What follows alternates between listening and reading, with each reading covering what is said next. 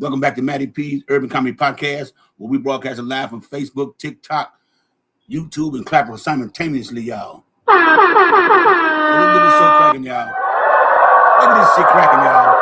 All right, y'all. I'm gonna start out this way, right? First, fuck Trump. I ain't gonna talk about his ass. Well, I am, but not right now. I'm gonna hit his ass later. But okay, I get people DMing me all the time, right? Especially these white and black MAGAs, right? They say, why every time you talk about something, it got to be about race? Why is it always something racial? Well, can you talk about something positive? Yeah, I am going to talk about something. I'm going to talk about as positively as racist as America is. Now, the thing was that they say, well, why is always got to be black only? And why they got to have black colleges and shit like that? I mean, damn. It was a time we couldn't even come to y'all restaurants as whites only. We couldn't even come to your goddamn bathrooms, to your movie theaters and shit. Okay? You had to go through the back to eat and shit. All right? You didn't want to sit in certain parts of the bus and shit. Okay? So don't come to me with that only black. Because the first, then 150 years of this country, it was only whites. Because blacks didn't have no motherfucking rights. Y'all had all this shit, only whites. Y'all established, only whites. Right? So when the slavery ended, we couldn't go to y'all schools. So what we do? We built our own schools and colleges. Okay, we didn't say they were only black, but you know what it meant with HBCUs. So all them years when y'all had only whites, y'all get mad because they said only blacks. So what is the difference? What is the fucking difference? You still got places right now that only whites, and they cover it by saying have to be a member only. Okay, so let's keep it real. America has never been about intermingling with each other. It's all been separate. Every race. I don't care. You got your only whites. Who gives a fuck? Only Hispanics. Only blacks. Only Asians. Who give a fuck? People should be able to hang out and live with who the fuck they want to. Okay? Let's just make that motherfucking clear. Just because y'all fear. See, one thing I know about America, y'all, especially when it comes to blacks, they are cool with black poverty, but they're afraid and scared of black excellence. See, they don't want to see us excel. That scares them. That scares the hell out of white America. It does. That scares them to the point where they will try to do anything at their best to destroy what we have. Look at when they said white boy came on today. Why black people mad? Because white people want to get their own town. We ain't mad. He said, because if black people did it, we'll be hooping and hollering. We'll be okay with them doing that. We wouldn't have a problem. But, dude, you need to go check your history. Let's talk about the Lake Lanier, how they flooded the whole town to put a fucking lake on top of the town. You got houses underwater right now in Lake Lanier, y'all. Come on, let's keep it real. That's in Arkansas, I believe it is, okay? Let's keep it real. Let's talk about Greenwood in Tulsa, Oklahoma, Black Wall Street. Not only were they a black community, but they're very prosperous. They had their own schools, had their own banks, had their own money system. The money stayed within the community, okay? They had churches, they had hospitals, and even had an ambulance. They started ambulances. Everybody didn't have no ambulance, but Greenwood did, okay? They were prosperous. They had businesses up there, y'all, and they made money. And white folks didn't like it. What they do? They came to destroy it. Dropped a boom on them, right? First time it happened in American soil against an American city. First time. Now let's talk about Seneca Village, a prospering, nice little place in New York, fundamentally ran by black people. Didn't have to go outside to do nothing. Well, you know what Seneca Village is now, y'all? Central Park in New York. Okay? There's so many other places we can go to, like Oregon. Oregon had a place, I forgot what it's called. But anyway, they were back like 18-something, 19-something, early 1900s. It was the only spot in Portland where blacks were all at.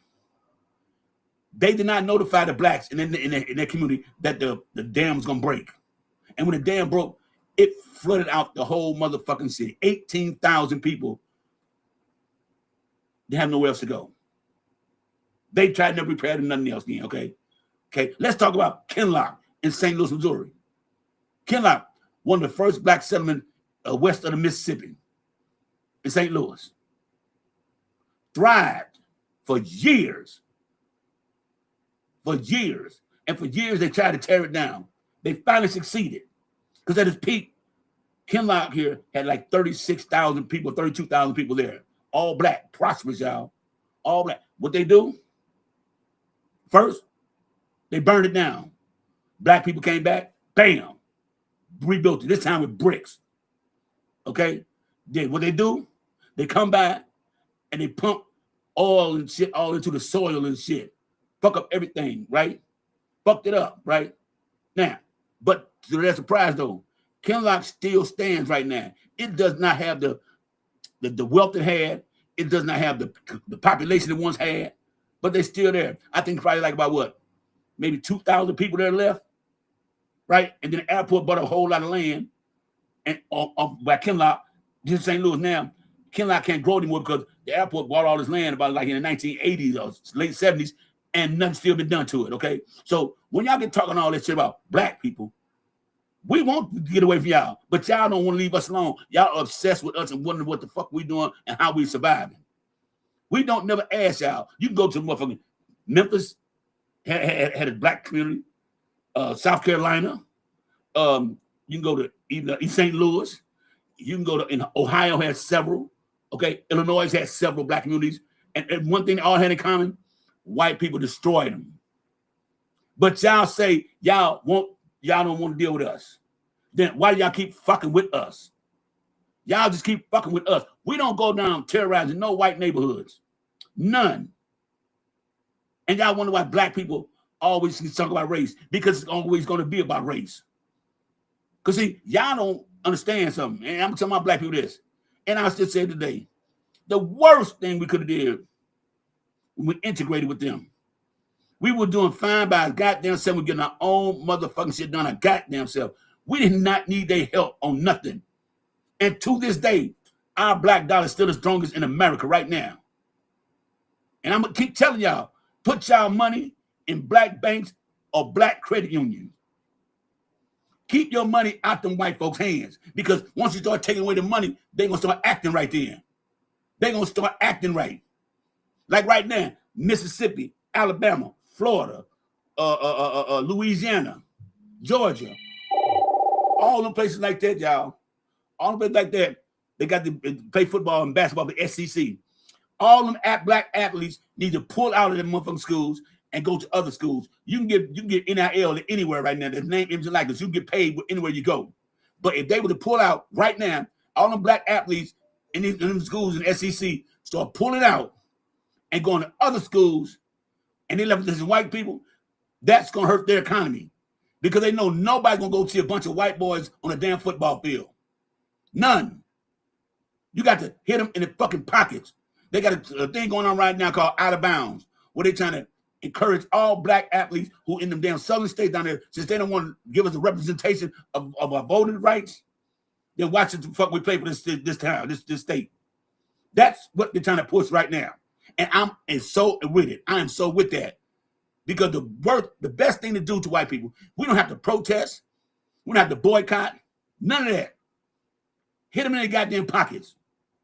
Hit them in their pockets. And you're going to start seeing all them chancellors of them schools, them coaches, and people stay going to start saying, hey, hold them now. You fuck with our money now. They will change all this shit back up. Black people, if you got kids going to any colleges that's down south, tell them they need to leave, respect themselves. They good to y'all. They good for y'all on Saturdays, but Monday, you just a black motherfucker with the N-word. That's what I'm trying to say. We need to encourage that. Because, see, they can't. How can they get mad at us for exercising our right to transfer to other schools? Huh? How you gonna get mad at that? And if all them athletes pull out and just leave, you got so many other schools to go to. Every college plays their players right now. They all get money right now. You don't have to be in them SEC to get paid.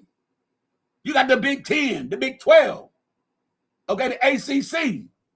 You don't need that. And I really want to encourage all the black leagues to go to HBCUs.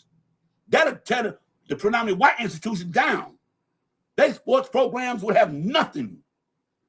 Ain't nobody going to see a bunch of white kids out there performing on nothing. You'll start seeing ticket sales of white people coming to the HBCU games to see some real games, some hard hitting, some real action, some athletic people. You got a few athletic white people, but not more than blacks. And that's what we need to hit them at. Start hitting them in their damn pockets, because Anybody fuck with your money, you know that hurts. You don't want anybody fuck with your money, and that's what we need to do. Fuck up their money. We need to take our money and keep it to our goddamn self and keep it in our black pockets and our black businesses. Okay? That's what we need to do. We need to keep our money in our pocket in our community. Quit patronizing the white folks who don't give a damn about you, accept your money, you walk out the door, you call the N-word still. And we simply patronize them. Make it make sense, y'all. We don't need them, they need us. Because America was established and built off of racism, separatism, colonialism. Okay, that's what it's built off of. That's what America was built off of. And black people will just wake the fuck up and stop kissing these motherfuckers' asses. We don't need them. We do not need them. White people need us. They need us. And that is a fact. Because if they did not need us, then why are y'all trying to suppress our votes? Why are y'all trying to lock all of us up? Why are y'all always trying to end our business? Why are y'all always obsessed with us? Make that make motherfucking sense. If we not important, why the fuck are y'all always fucking with us? That's all I'm trying to say. If we that not important, why do y'all keep fucking with black people? Why? Why? Why? Why do y'all keep fucking with us if we not important to y'all? Y'all don't think about us. Y'all obsessed with us. That's what it is. Y'all can't understand why we not getting mad over this motherfucking recession shit. We may complain about it, but we not getting mad about it. We're not going to go protest. We're not going to go boycott and all that shit. Why? For two reasons. We've been here before. We've always been where we're at right now. Black people have always lived in a recession. We've always, since we've been in the United States, we've always lived in motherfucking recession under the poverty line. So being broke in America ain't shit to us. We've been here before. We did this before. That is simple as that. Another thing is, we're not putting our bodies on the line for nobody else. For nobody else.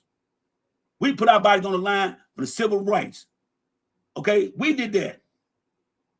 We did that. And we didn't ask no motherfucking other race to help us. If they came, they volunteered on their own because we didn't have to have them.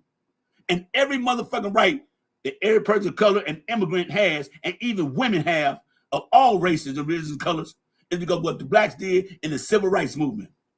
We fought through the Jim Crow laws. We fought through the motherfucker the war on rugs. Okay?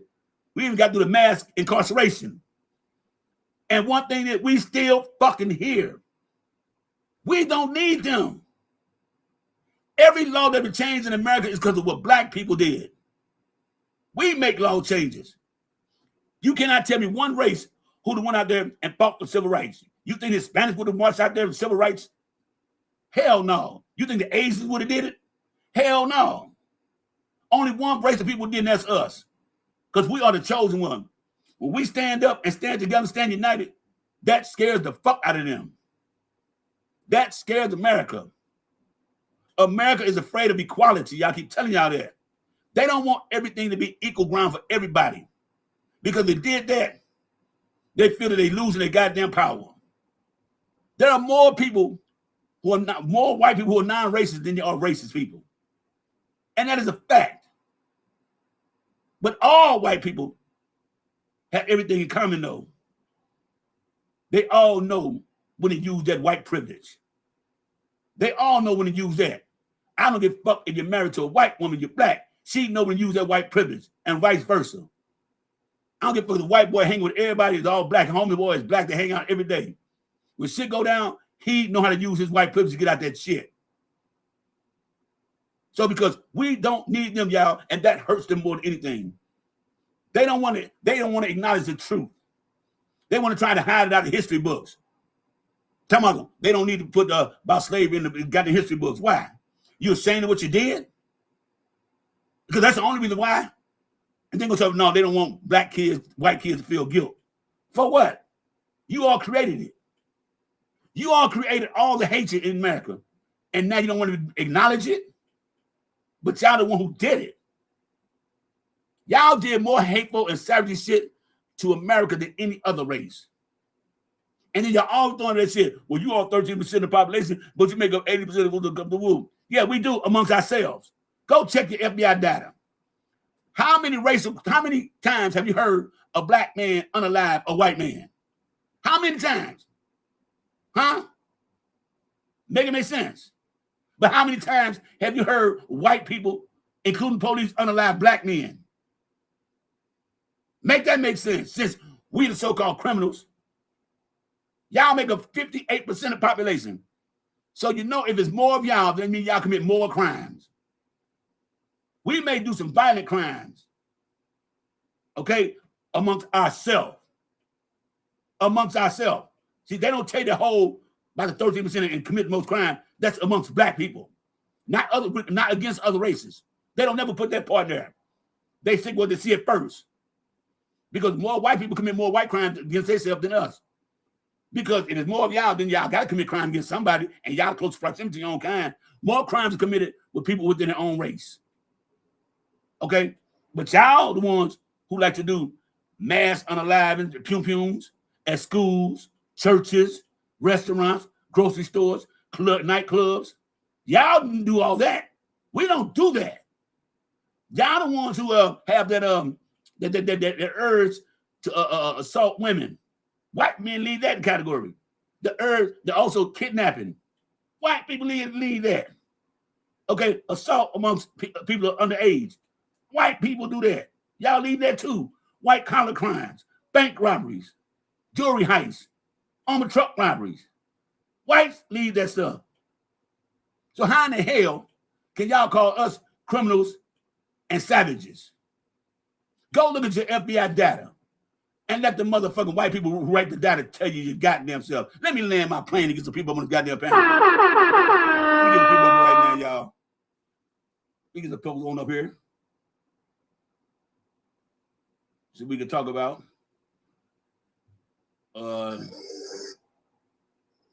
we get some more people up here. Give me a second, y'all. I'm just invite some more of these people up here. I just everybody trying to get up here now. Damn. Let me hold up, y'all. 1 second. I'll be somebody go and talk while I'm doing this. Y'all go and talk. Say what you got to say. Anybody want to say anything? Man, everything you saying is right, brother. I'm 22 years old from Florida, man, and thank you. You know, I wish these athletes, because I'm reading the comments, they talk about all the athletes won't never do that. Well, we need our athletes need to do that. Forget that money. You get y'all weren't getting paid before. You get NIL any college you go to, even HBCU's paying players too now, so they gonna get paid anywhere. Okay, we don't need them white schools. But go ahead, get finished. Come on up, Candy. Go and finish up, Jason. Go ahead. And we just need to stick together, man. Like all they doing is thinking about that money. You know what I'm saying? Yes. Some generation gotta take one for the team. And I guarantee you, man, if I was a football player, bro, I would be down with that. I wouldn't go to SEC. I'd tell them to kiss my butt. That's right. That's right. And I won't let none of those coaches come in my house. And if I had kids and they get to that time, I'm gonna tell my kids, boy, I'm gonna disown you if you go to the SEC. I'm gonna disown you. Because they're good to root for on Saturdays, but you're inward on Monday, Sunday, Monday, Tuesday, Wednesday, Thursday, Friday. Right. Simple as that. And we your friend. We your friend when we making you win. Yes. And Alabama with the SEC signed a 10-year big deal with the ABC, I believe it is, or ESPN for $3 billion over 10 years. Alabama makes more money than any other college right now, and the majority of their football team is black. Right. And Alabama want to push that voting restriction act. That's why all the black people need to leave. Leave them schools. You go to any other school, the transfer portal, you can leave. You go to any other school, you go to the Big 10, ACC, Big 12. Okay? And those kids need to understand, if you good, the NFL gonna find you. It don't matter where you at. You goddamn right. They find them because overseas. It's a lot of guys that go to the SEC and go to the NFL and they get drafted, and then 6 months later they not even on the team. So you did all that for nothing. So you might as well go ahead and do it now. You goddamn right. Because SEC doesn't guarantee you're gonna be in the NFL. It don't guarantee that. Nothing. A lot of kids get drafted and then they don't even have a team. I got cousins down here from Sarasota, Bradenton, St. Petersburg, Tampa that done got drafted and they ain't in no team right now. That ass fucked up. But I'm saying, y'all back home living with their mama, working for Amazon. Ain't that fucked up? Got a college degree and can't do no work at fucking Amazon. Because you didn't take the education. I'm telling this, y'all. Do y'all know that in 2024, the black people set a record for more doctors and surgeons to graduate from colleges, y'all? Did y'all know that? Did y'all know that? We're not just talking about HBCUs. We're talking about all around the country. Right. More blacks got the doctorate and some got the surgeons and shit. Black people led that whole category. Black women are the most educated women in the world in the United States right now. Right now. Sure is. And look, I own a restaurant in Bradenton, man, and you 22. And we need to stop. You 22. Yeah. Damn. And we need to well, my grandmother and my mother left me a restaurant before they passed away. My mom passed away of cancer. It's still yours, though. My condolences, but it's still yours. Right. It's still yours. No matter how. You know, my black people need to stop buying these Mercedes Benz and BMWs and buy land. I own 5 acres of land and I'm buying land every year. I want to build communities. Thank you. I want to build homes and some of the black people. I want to build churches and hospitals and things like that. You know what I'm saying? They doing it. We can do it now. You got all these celebrities out here buying all this land and they doing nothing with it. Oh, it's just a talking point to them. Why don't they take that land and build black communities, man? Build our stuff back. But they ain't trying to do that. Instead, they trying to go out here and buy all this name brand crap that don't mean nothing at the end of the day. Because you can't take it with you. And you can't leave it with no motherfucker. Don't understand. Black people, we wear our wealth. We should have to wear our fucking wealth. You look what I'm saying something. Look at Shaq. Do Shaq wear his motherfucking wealth? And we know this man got money. Do LeBron? Did Kobe? Nope. Okay. Nope. None of them did. You got dummies like Mayweather, and that's why he going through what he going through right now. You got that right. All of them have had all that money all for show, but didn't put nothing back in the community. That's what I call karma. And Jason, what's your name of your restaurant, man? Shout it out right quick, man, so they know where it's at. I don't want to shout it out, but I'll DM it to you because some of these people are evil and they will try to lower my ratings on my Google. Yeah, you know what I'm saying? So you're right. I'll DM you my restaurant, but I won't say it out loud because you got some hateful ass people on TikTok. That's fact, and that is Tell fact. me about it, bro. That is fact. What up, Jay? Then I'm get Jay next. Go on to Jay. What up? Then I'm gonna get together. Hey Jason, I also got a restaurant, and I had to do something different. I had to manipulate people's mind to even come to the restaurant. They thinking it's a Mexican that own it. I had a Mexican restaurant as a black man. Ah! Listen, the crazy thing about it is the black people come to it as long as they think it's a Mexican restaurant. Well, you know what? It's a black restaurant, they ain't not coming. They don't. Most of my clientele is white, old, retired people, military people. A lot of them don't even know I own that restaurant at all. Okay. Some of them coming in with they Donald Trump hats on and stuff like that. Oh, they barely even know it's a black person that owns that. And they ain't supposed to, because guess what? We not black owned. We just own. That's right. We don't advertise it as black owned anything. Hey, hey, brother, I got a beauty supply too. Hey Jay, let me ask your opinion. Do you think all those black athletes in the SEC, the Miami, Florida, Louisiana, Mississippi, and Georgia, should those black athletes leave the goddamn schools and go to work because since they want to suppress the black vote down there, they ain't got no representation? Do you think they should leave? I mean, because they got the NIL deals, and that's why Nick Saban got his ass up out there, because he knew he wasn't going to be able to control them black players. And NIL is everywhere, all over college. And he said it too. You know, the NIL is going to ruin college football, but you getting $12 million a year, and you cool with that, but your players get nothing. Talking about they get an education. Man, no players don't go to school. He want the labor. They want the labor from blacks. They want the labor from blacks, y'all. That's all they want. They don't want to give. But don't get it twisted. Go ahead. Don't get it twisted, Manny. I'm here in Indianapolis, and if you go to one of them NFL combines, yeah, Like look Man, like that is a slave auction. block, trading block. That's all. It's an auction. Look, y'all. If y'all know what And they do everything.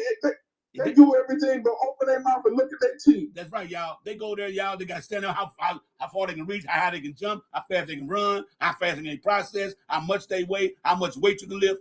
That's just like being a slave auction block, y'all. That's what it is. Man, they measure their chest, they measure their hands, they measure all that. Only thing they ain't doing is looking at their teeth, making them say, "I said their teeth good." That's the only thing they're not doing. Exactly. That is the only thing they're not doing, y'all. And I'm telling you right now, y'all, we need, as black people, I'm gonna be so serious about y'all, get our money out these white banks, y'all. We are making them rich. We are making them rich. And stores, y'all, sometimes you might have to go to white stores because nobody not having good shit you want in black stores. But don't spend all your money with these white people like Louis Vuitton, Gucci, all that shit. You don't need none of that shit. You just want that shit because everybody else got the shit because it serves no purpose. What does a $1,200 purse serve? What purpose does it serve? We ain't got 2 quarters to put in. We ain't got shit. What up together? Come on out. Come on up together. Hey, I was listening in and everything. I agree with everything that's being said. I was doing the research on it because I'm in South Florida, and I find it to be really disheartening because they will cheer for us. They'll cheer for our black athletes. They'll even wear our jerseys to the game. And after the game is over, they're gonna take it off, and then on Saturday, on Monday, they're calling us the N-word. You got that right. You damn so right. And I'm sick and tired of it. They want to enjoy our labor, our culture, our athletes, but they don't want to give us that respect. This is history and tradition. That's it. Okay? And we need to focus on that. We need to start taking our business elsewhere and start rebuilding again. But this time when we build up our own communities, our own banks, they're not going to, in the past, they burnt it down and tore it down. This is a different time. Goddamn right. They're not going to get that opportunity. Redlining, making Central Park in black areas. We can't give up. We got to continue on.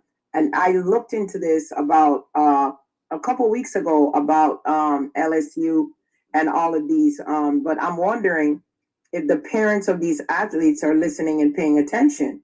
If you want to suppress the votes and don't respect black people, why should you get black athletes in your school? That's what why I'm should saying. And I wouldn't. I tell my son or daughter, you're not going to SEC school. I mean, certain ones you can go to still, but the one down south, you can still go to Oklahoma, you can still go to Missouri, and you still go to Arkansas. Texas, you can't go. They doing the same thing, gerrymandering. Okay, them are only 3 SEC schools you can go to right now. Okay, but even in those states, those 3 schools that you called, even they're very racist in those very own states. Well, but for now, it's okay for those 3. But any schools down south, any colleges down south, they need to be boycotted and avoided. No, period. not boycotted. And you don't need to boycott them. You do not need to boycott them. Just don't go. Yeah, don't give them our business. Don't send them our kids. Don't let our children go. None. Period. Shit. Flat out. And these parents, they need to start advocating for this. A lot of these parents, they just want their kids to go out there and get money and make them rich. Yeah, go sign with them and stuff like that. We need these parents to step up and tell their kids, no, you ain't going. Flat out. And that's the truth. That's the truth. Hey, come on, Candy. Come on up, Candy. Hey, everyone. Hey, Ralph. Hey, everyone. Hey, May. Hey, what's up? Yeah. You know what? You're speaking facts. You really are. And I agree with you. We know Arizona. Not Arizona. We know Arkansas. They're going to be racist. But agree with Texas. They did a whole gerrymandering shit. So I feel like Arkansas will be a better choice versus Texas. They trying to take away black people voice down here. So, what's there more to talk about? Isn't. And nothing. So I would advise them go to Arkansas. We know they racist. You just gotta know how to handle yourself. Every state gonna have some racism. You just gotta know how to handle yourself in that. You know what I mean? We can't. That's a part of the game. You gotta know how to play a part of the game. You gotta know how to play it and keep it moving. Because you gotta play with the uniform you issue, and your uniform is black. Okay, you can't switch that up. You can't switch it up. What up, Lena? What up, Lena? Thank you. What hey, up, Lena. What up, Lena? Hey, Maddie. Hey, Maddie. Seven of them Little Rock Nine still alive. You know that, right? Yeah. And so I don't know if Arkansas is a place to go either, but they're not gerrymandering. Missouri they shut it down in Missouri, and Oklahoma not ain't gerrymandering either. So them only SEC schools go to. Go ahead, Lena. Lena, go ahead. Exactly. Hey, Lena. How are y'all? What's up? How you doing, Lena? You a sports fan? I'm good. You a sports fan? You know I am. I'm only a Texan fan. Okay, but like this. Should the black students that playing in football for these southern states down there who gerrymandering to suppress the black vote, I say they should leave them schools and fuck their money up. Fuck them schools' money up. What do you think? Definitely. I say play with these people's money all day long. Let's play with you. If you take the money away, you take the power away, and you have the power. And guess what they do? I mean, somebody pointed out perfectly. The boycott of night was the bus boycott. Yes. With Rosa Parks showed you, and when you take that money away, they will bend the knee. You got that right. And that's just as simple as it. That's right. That's the simplest way to say it. And that went on for about a year and a half or something like that. They went on for like a year and a half or something like that, and it showed them that we get people dropping off the work. It showed it went for a while, but yeah, it showed that. But in the end, they were willing to say, "We don't care where y'all sit, just as long as y'all start to get back on take public transportation," because we were affecting the money. That's right. We were affecting the money and the jobs. So yes, they don't want that. They don't want that to happen again. What's the name? Screwy? No. What's the name? Screwy? I can't pronounce the name. Screwy. But that's just the thing. I think Ralph, he always preaches that mess with their money, yep. and they'll have a problem, and they will bend the knee. They will bend the knee immediately when you start messing with their money. Target is another example. I mean, we've shown them. Yes. So we just stay true to it. Definitely. But definitely, they're not going to go have through a different outcome. They would not. They didn't want to go through it because they feel that we need white people. We don't. What's the name? Screwy H. You know what's crazy? What's up? Real quick, Maddie. You know what's crazy? Remember when North Carolina did it when they would do that for the LGBTQ community? They took the NCAA tournament away from them. Yeah. Because of the bathroom issue. Yeah. Well, remember when Arizona didn't want to honor Martin Luther King's birthday, NFL took Super Bowl from their ass. Only way they had to pass it, that measure get it. That's it. And that was John McCain that did that, man. Yes. Yeah. Hey, like I said, just bend the knee. Just bend that. That's how you make them bend the knee. And I'm not playing with that one. Okay. That's something that will make them see. Come on, Ralph. Yeah. Go ahead. So my message is never going to change. It's never going to change. We fund everything that's going on all across the world, not just the United States. They're rich because of us. We try to prove to them that we're doing good in life with the cars we buy, the neighborhoods we move in, the clothes we motherfucking wear, the vacations we take. We try to prove to everybody how good we doing. Keep them black dollars in your black motherfucking pocket. I don't know what else you need to hear. Yeah. It's not that deep. We always trying to prove to people that either you got it or you don't. But even if you don't got it, you're trying to act like you got it. I'm gonna tell y'all something, and I'm gonna land real quick. Just give me a minute. I don't know if y'all old enough to remember British Knights. Yes. That shoe company was ran by the KK motherfucking K. They said, we don't want y'all wearing our goddamn shoes. But back then, we were solid. We said, okay, motherfucker, because we liked British Knights back in the day. And we got together and shut that shit down. You ain't heard about no British Knights, no motherfucking Moabian. Well, yeah, they're England now. They're England now. Well, they ain't over here. No. They ain't over here, goddammit. Ain't They no, go. ain't no Schumacher. Tommy Hilfiger tried to pull it too. He tried to pull that too. Hey, what up, Freddie Bo? That's your name, Freddie Bo? Yeah, what's up, brothers? How you doing, sisters? Equality, everybody. Yes, I agree with what most everybody's speaking about. I was All-American at West Virginia. I went to West Virginia in 1981 on a scholarship. It was only 600 blacks attending that university at the time in 81. And if you look at that university today, you see where we are equivalent today. But what I want to talk about is that the knowledge that I've learned as the past years have gone on, if I'd known the situation to the knowledge of what I know now, I would have never went to West Virginia. I'd have went to South Carolina State. The only reason why I went to West Virginia is for the bigger schedule. We're in the Big East. We're playing the Miamis and Penn State at that time. But what I'm learning now is it's all about the bag. We blacks built that university. Look at West Virginia now. I'm telling you, in 1981, it was 600 blacks, and 80% were all athletes, black athletes that built that university. Damn. Look at that university today. And I'm telling you, if you hit their bags, if you touch that money, you deal with that money. I'm from the 60s also, born in Beaufort, South Carolina. If you touch that bag of money, you will send a message.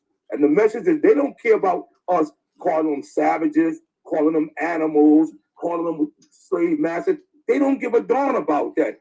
All they care about is when you start touching their money. You speak louder when you touch the money. It ain't about no color. It's about that money. But the black athletes is the product. The black athlete is the brand. The black athlete brings the bread. He brings the promotion. He brings the advertisement. But if we can get our people, I'm from the 60s also. I'm born in 63. If we can get our people to come back to those times and bring that unity, if we ever get the black power, the black unity ever back again, if we ever can get that black back again, and get black people to come together as one and for one purpose, believe me, we can make changes. I guarantee you. I don't know how we're going to do that, but if we can, we will make changes. Thank you for allowing me to speak, brother. Right. And what up, Rick? What up, Robert? Robert here, come on up. Hello? Yeah, come on up. What up? We hear you. Hey, what's going on, man? Thank you for allowing me to come on and speak. Speak to all the panelists. I'm thinking that you know, remember the Negro Leagues? Yeah. And the fact that we were like separated from all this kind of stuff. Well, actually, they didn't want us in there in the league at all. And you know, I feel like, you know, even in the NFL, like let's separate. Let's see how far you get, how many champions. Let's see how many championships you win. Basketball championships or football championships, even soccer champion. Let's see. Baseball. Let's go separate. Baseball. Yeah, let's not do nothing else with that because we see you don't want us to. You don't want us to be a part of nothing here in America when America is ours. Period. If we built this motherfucker, we built it. We built America. Yeah, we own it. We do. It's ours. Period. Yeah, we were supposed to build it because it's ours. That's but right. what I'm saying is, how about we go ahead and get that separation? What they called it back in the day? Segregation. Segregation. That's the word I'm looking for. Thank you, brother. And we need how about we have our own police force? Thank you. Yeah. How about we have our own everything? And it's not up to nobody to approve it. You understand what I'm saying? Let's just leave them alone. And that's just simple as that. How about that? But some black people. Yeah. What will gerrymandering have to do with somebody who don't give a damn about it? Like me personally, I don't deal in politics at all. Why? Because they never did nothing, even though we done got all these rights. So they say, no, that's not true. It's a falsehood that they want us to believe. Well, they put like this. So I put like this. America was built off of racism. Flat out. Exactly. And exactly. It is a tradition. It is racism is a tradition. Simple as that. Elena, run the room for me right quick, Elena. I got to go run upstairs right quick. You got the room for me? All right, go ahead and run it. Yeah. Yeah, but that's all I'm saying, man. I'll land my plane right there. I just feel that segregation is necessary. Period. Absolutely. We did better under segregation without the motherfuckers. We did better. Leave us the fuck alone. We want to be left alone. I'm tired. I'm tired of our people, and all of them got to get it. I'm gonna tell you something. There's a passage in the Bible said you would know them by the fruit that they bear. You seeing it in real time, man. What more you need to see? Hallelujah. Hallelujah. They show you every day who they are, but you be like, oh, we gonna pray about it. Oh, we praying about what? You can't pray for the fucking devil. That's right. Ain't no more kumbaya. Ain't no more holding hands. We're done with that bullshit, man. Separation, man. Damn right. Wake up. And you know if you come over here, you gonna get it. Straight up. That's right. The Bible tells you, wake up from your sleep. Wake up from your sleep. I'm gonna tell you something. These white boys are smart, boy. This is why woke scare the hell out of them. It scares the fuck out of them. They want you to stay asleep. Yeah. Yeah. Stay asleep, bro. We are the trendsetters. We are the trendsetters. We are the creators. Everything that we do, we have branded, they have copied, and everything that we have created, they have made. So I agree with you, brothers. What you're saying is we just got to come together because we are the creators. We are the originated seed. We are the originated seed. We're the originated seed. Everything comes from our seed. Our women have birthed every child in this world. So what I'm saying is that we're the trendsetter, but we have to come into this economic and this business part of life and get this unity because everything we do prosper. Everything we do. Everything we do. Hold on, Freddie. Okay, y'all. Hold on, So I got a question for y'all. Hold on, I'm 22 years old, right? Yeah. How do we come together, though? Come on. Wait. Can I get something? Hold on. We got to do T-Man here, Tom, so I don't think you can live without us. Well, T-Man, we got an extra slot. If you want to come up and explain why, we ain't going to be downrange. We ain't going to cut y'all nothing. We just want to hear your explanation. A real intellectual conversation. I already invited him up, and he's not. I'm gonna end up blocking him if he doesn't decide to come on, T-Man. Nobody wants to He's a disruptor. He's full of shit. Come down there and do the Twitter pickup. I'll invite you again, but if you not come up, you can stay. We're gonna just remove you from the live altogether because we don't want to hear that bullshit. If you talking shit down there, come up here and explain yourself. Say it with your chest. Yeah. That's what you need to do. No, just stay out, like we telling them to. Stay out. Stay out. Separate. You invite him again. Okay, y'all look. I'm sorry, I didn't mean to. All they do is hide behind. Yeah. All they do is hide behind them fake pictures and them private accounts. That's all. Let me answer Jason. That's right. Hey, Sandra, I'm Robert. Nice to meet you. Hey, Jason. The way we do it, Jason, is this. See, in the 60s, in the 50s, 60s, and early 70s, blacks were united as one. Right. So how they separated us was one is that when women were on welfare, they separated the man from the house. Can't no man, you got on welfare, you got to go. So that broke up the nuclear family right there for blacks. Two is that, and two is that when they dropped everything off the airplanes in the hood, we didn't fly no planes come over here. We didn't put rocks in the hood. Okay, that even destroyed it even more. Right. So when they got onto that, destroyed that part of it. Now since y'all own this shit, we're gonna arrest you for it, even though we brought it over here for y'all to use, and arrest you for using it. So that broke us up again. Oh no, they didn't just arrest us. They waited until the epidemic started. Yeah, but they had to wait for their poison to take place. But see, it was cool like so they just dropped it off, sat back and wait till the epidemic started. I'm from Compton, California. That's where they dropped it off. Yeah. That's what I said earlier. Yeah. White and America, they waited until the epidemic started coming. Now it's time for you to go arrest them. No, it wasn't a problem. As long as blacks and the Mexicans were using it in California. But now white kids are using, oh no, now we got a problem. We didn't intend for them to get on it. Look, somebody in the comments say they didn't have to sell it though, but we didn't have no fucking jobs either. During the Reagan administration. During the Reagan administration. That was part of the agenda, but that's the part of the agenda. Yeah. That was a part of the agenda. That's right. That was the plan. That's what I'm saying.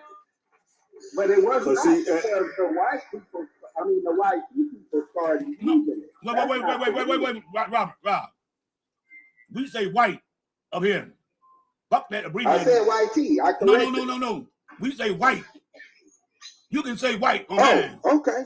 Well, thank you, brother. I appreciate that. Fuck all that Them shit. old white people. Yeah.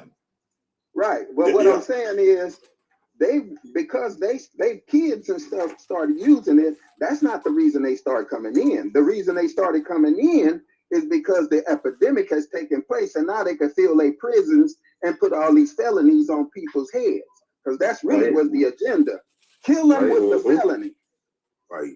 Put that F on their report card and they can't take care of themselves. And then we already got the women putting them out. They can't go in the house.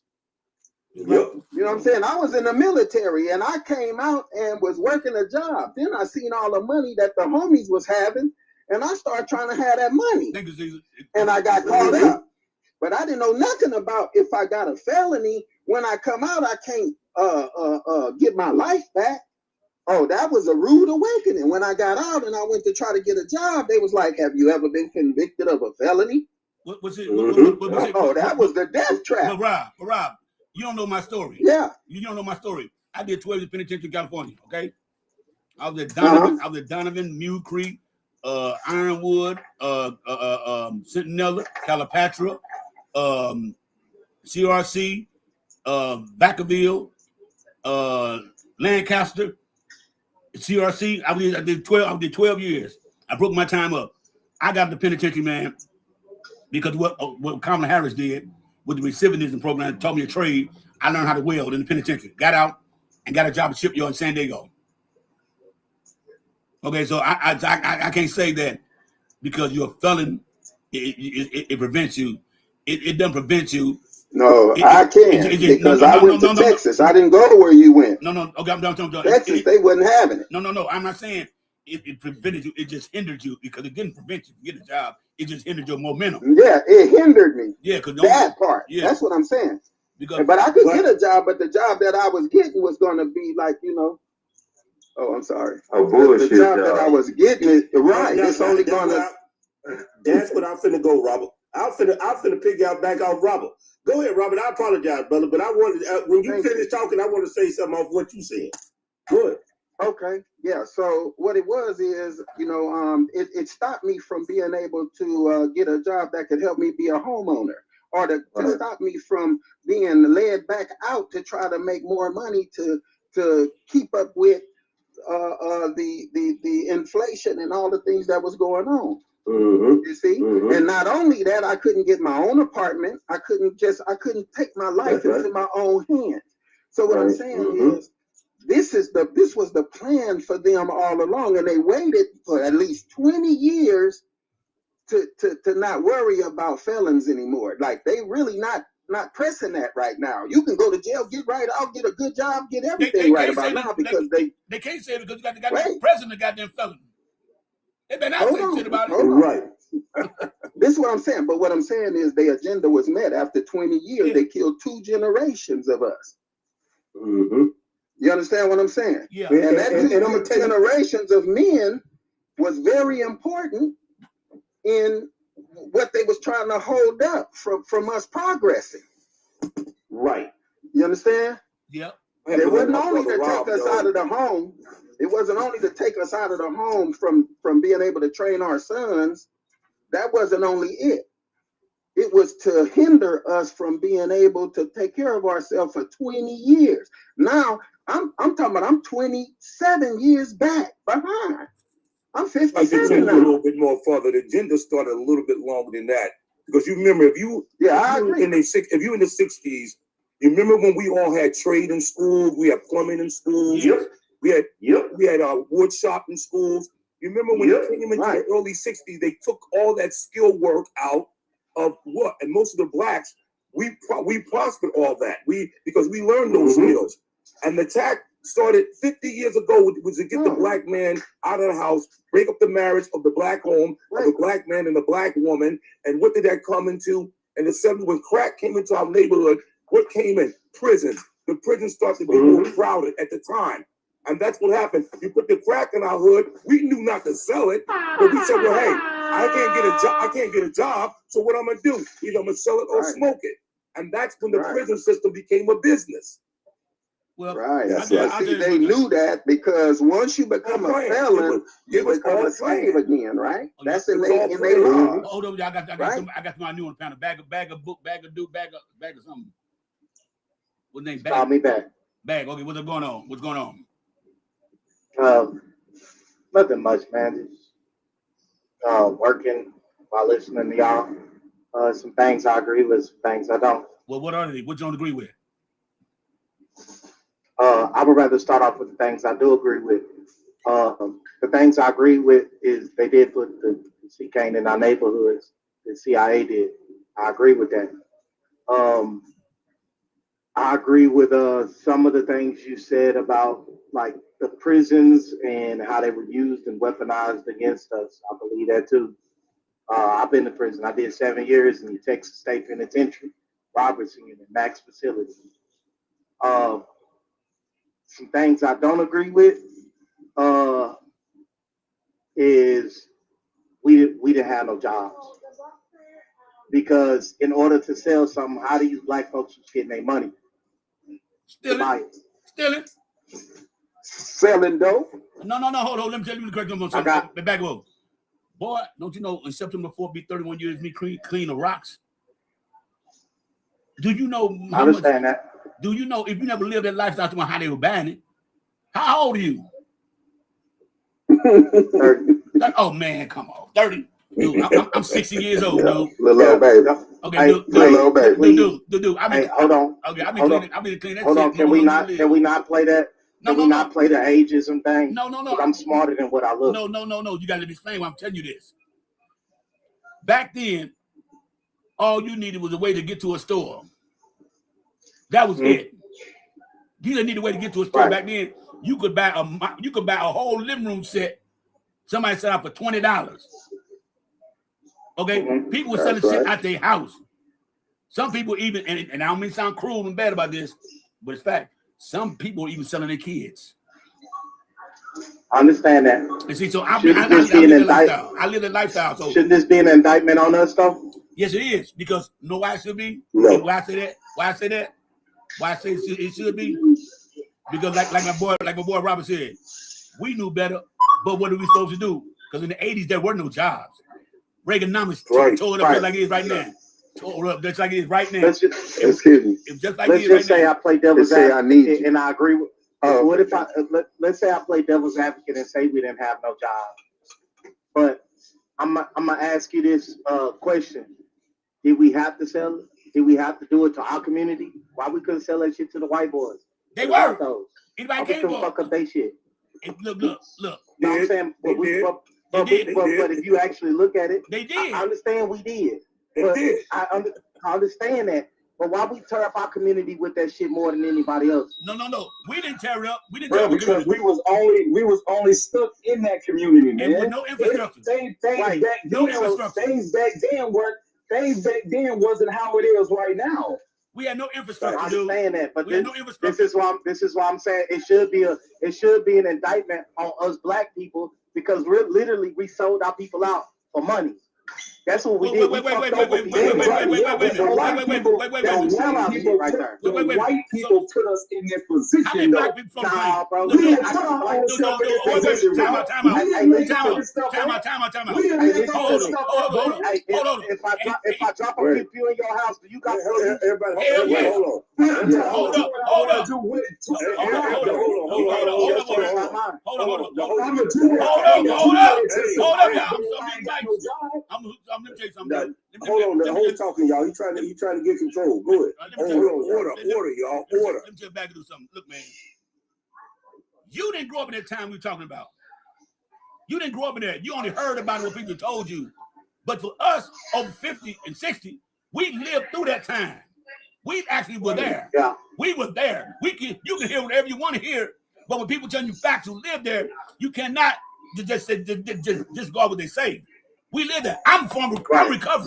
I am recovering. I tell it all the time. I'm 63, And and I'm I'm 63, and I agree with you, brother. I'm So- 63. So when it happened, when this shit happened, Hold on, man. you went home. You want to talk about. We should be held accountable. What tell me? We didn't make it in I our didn't back. say you should be held accountable, brother. No, look what I'm saying. Man. Tell me who made it in their backyard. I don't. Nobody think made it in their backyard. Who flew the planes? We didn't fly no goddamn planes over here.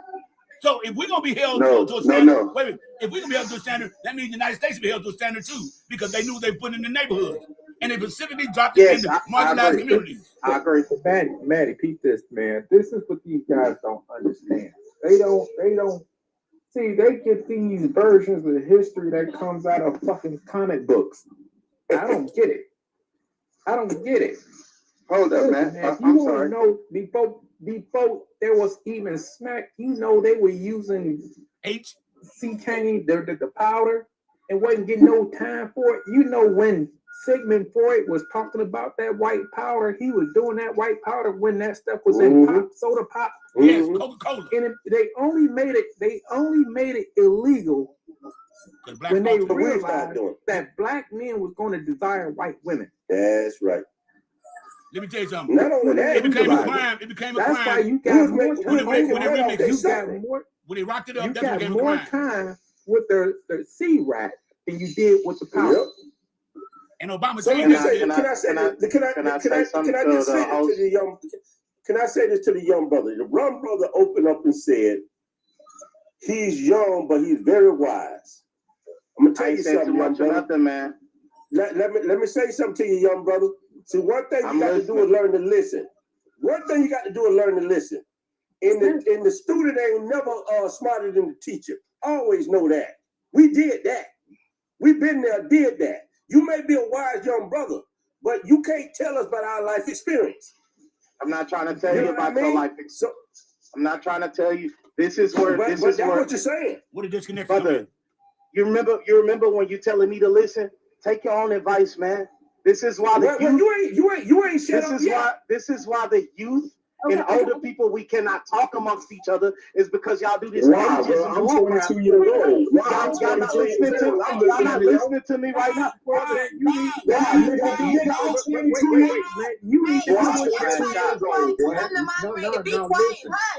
The moderator Let me explain something to you. Okay? She goes your age. I understand you wanna debate, and that's fine. We don't have a problem. I'm not trying to debate. But listen to my guy. See, that's your problem. That's what he was trying to explain. See, in order for you to respond, you're responding just to respond. Respond to listen, my friend. Just listen to what he's saying and take it in, and then respond. You're just responding. You're not even giving him a chance. So I'm just telling you, as a person who loves to debate, and if I don't agree with you, and everybody's saying, you don't have to agree with everything everybody's saying here, and that's fine, babe. I get it. But you're not listening. You're just responding. You're not even listening to and trying to let him explain to you what he's saying. Let me say this. You cannot. Wait, Chili. Wait, I'm not through. I want the young man. I don't want him to feel attacked up here. I want him to be able to express himself, which is great. You can express yourself. But friend, just listen, take it in, and then respond. Because I guarantee you, if you do it that way, you'll have a better understanding and you'll have a better response to his question or his comment. And I want you to feel that. I want you to just do that. Just let him respond. Let him land his plane. And when he lands his plane, then you respond. Okay? Is that a problem? Are you okay with that, Bag? Can I just say this one thing to him? Let me just say this one thing. If you're going to debate anybody, it's not even on a particular topic. If you're going to debate first, gather your facts. Then you can have a more reasonable debate. It won't be an argument. It just becomes a discussion. Gather your facts. Don't throw out stuff that you haven't gathered your facts on. Because that's when it becomes an argument. Because you haven't gathered. This is what happens when dialogue falls apart, because people come and they have not gathered the facts on a topic. See, when we talking, it's because I was in smack houses with my brother when he was selling that stuff. I was born in 75. I was in the midst of that when that era started. So was Maddie, and so was a lot of people who's over 50, even in their 40s, where we seen our friends get unalive and put in prison But my brother's still in prison. He still got 4 years. He's been in there for almost 30 years now. He never unalived nobody. Make that make sense. What I'm trying to tell you this bag is this. My thing is this. You can't go about what a book tells you if somebody who there actually lives a thing to tell you this. I'm gonna tell you what my granddad told me one time, and now it makes sense. My daddy told me, I've been your age before, but you ain't never been my age. So I'm gonna know more than what the fuck you talking about. That's facts. Okay? It ain't got nothing to do with being wise or intelligent, nothing like that, because a wise man knows that the words silent and listen contain the same exact letters. So a wise man knows if he's silent, he can listen. And when he's listening, he got to be silent. That's what a wise man knows. He came and said you wise. Okay, you can be wise. Can I say something, my brother? Go ahead. Can I say something? Listen, I don't know if I'm the oldest one on there. I'm 63 years old. Mm-hmm. And I played at West Virginia. I was drafted by the San Diego Chargers. I grew up in South Carolina, but I was back and forth to Philadelphia. I lived in the South and the streets of Philly. So let me kick something to you, young man. I hear where you coming at, and I heard you. You know what? You got you some things you said I agree with to a point. The point is that we speaking from experience. We're not speaking from books. We're speaking from experience. We're speaking from things that we've been involved in. Growing up in the streets of Philadelphia, I never had lunch. I had one meal. My parents were working in factories. We weren't making the income. And that's why my dream was to get to the league. I'm one of the ones that got out of my whole hood, out of the whole North Philly, out of North Philly. I'm one of the few ones that got out of North Philly. But what I'm saying is, when I came back to the streets, I started devastated of people with no jobs. I saw how the lack of work, how and the crack came into the community. And people didn't want to sell crack, but people had to eat.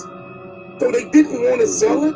And some of the homies said, man, I don't like doing this, but I got to do this to survive, because it was made that way. When the jobs, they erased jobs for us. And when they took the jobs down, they put those things in our community and forced a lot of people were forced to sell drugs. They were forced. That was not by will. Because a man ain't going to take care of his family no matter what. No matter what, a man is going to take care of his family. Right? And bag, you say you did 7 years in prison. Did you have a child when you went to prison? Bag. He ain't answering that. Okay. No. You didn't, right? Okay. So let me tell you something. Right now, if you had a child and you didn't have no job and you could not get a job, as a man, you're gonna do what you got to do to take care of your family. Am I right or wrong? Yes, but I'm not going to resort to criminal behavior. You don't know what there's multiple ways. Wait. You don't know what Hey, brother, I was told to shut up and listen, and then I did that. Go ahead. And then immediately once I'm giving a response, I get interrupted. No. Go ahead. I'm rebuttal for them. Go ahead. I wouldn't resort to illegal activity. Life is about choices and trade-offs. I would never ever put myself in a position like that again. That's why I'm a business owner today, after doing 7 years in the penitentiary and only being out for 4. And I'm a truck driver that owns 5 trucks in the state of Texas and Dallas, Texas. Because you know what I started to do when I went down there? I hit that library. I hit the library, and I was seeing like what trades or what things can I do to better myself when I get up out of there. And what I did, I wrote me a 5-step plan. And I wrote it down and I revised it over and over and over again. Did a lot of people do what I did? No, because what they wanted to do is indulge in gang culture inside of the penitentiary system and got lost. You can't say that. Yeah, but I'm one brother. You didn't hear my testimony. I'm the brother that made it to the league. Yes, it is. Some brothers like you. I have my own company right now in Philadelphia, Boom Security. I bodyguard the top celebrities you can imagine. Big Daddy Kane for 34 years, LL. You're not the only one that thinks like that. But what I saw was, I did see the struggle. I saw the struggle. I recognize that, yeah, Boom, you got up out of here, but some of these brothers didn't have it like the antagonicity that I had. They didn't have they didn't have D1 schools chasing them and coming after them. They didn't have my skills, my athletic ability. They didn't have the working skills. But you know what? I didn't put them down because they sold drugs. I saw the survival, and I own a lot myself. All 3 of my kids are D1 now. So I understand that, but I can't criticize my people because they were struggling and decisions they were forced to make. That's all I'm saying. And that's all I was saying to you, young brother. That's all I was saying to him. I'm saying I applaud him. He got his trucks, he doing good, but don't condemn the brothers that's still trying to figure this shit out. They may be a little slower than you. They still trying to figure this shit out. Even if they don't know and you know them, go help them. Absolutely. I mean, I gotta tell you something though. Is it okay if I give one more response? Wait. I wanted to say earlier. You said all they want to do was get gang activity in prison. I ain't never been in no goddamn gang. I was in penitentiary, so you can't say that. And I got out the penitentiary and back then. And see, the time you in right now, there were no trades in the penitentiary. There were none. Right. By the time you came around, all the trade schools that you go to was shut down by Reagan. Reagan cut all that stuff off blacks to get all the trades. Yeah. At one time, it was a bunch of electricians, plumbers, all the HVAC, all blacks were doing all that shit. And they were going to school for it, and they cut that shit out. So you can't say what you would never do. Hold on. Think about hold on. I got to take one thing. Hold on. Let him land. Let him land. This is too bad. You don't know what you're going to do until you face with it.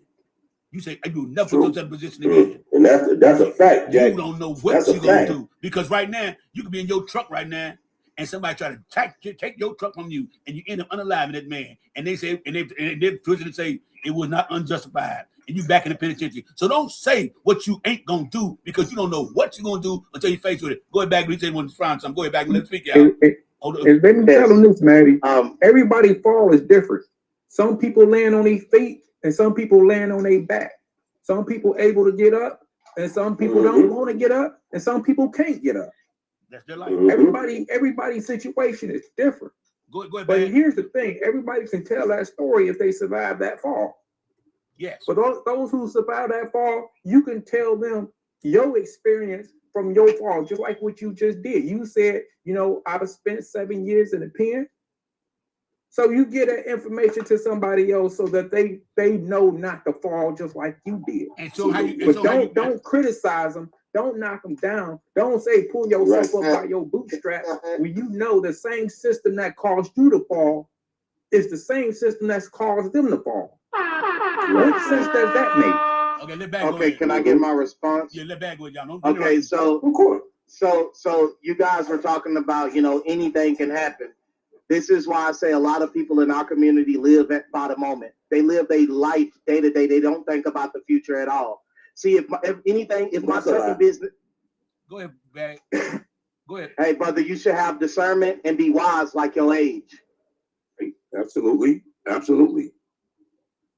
Well, go ahead. We finished. Go ahead.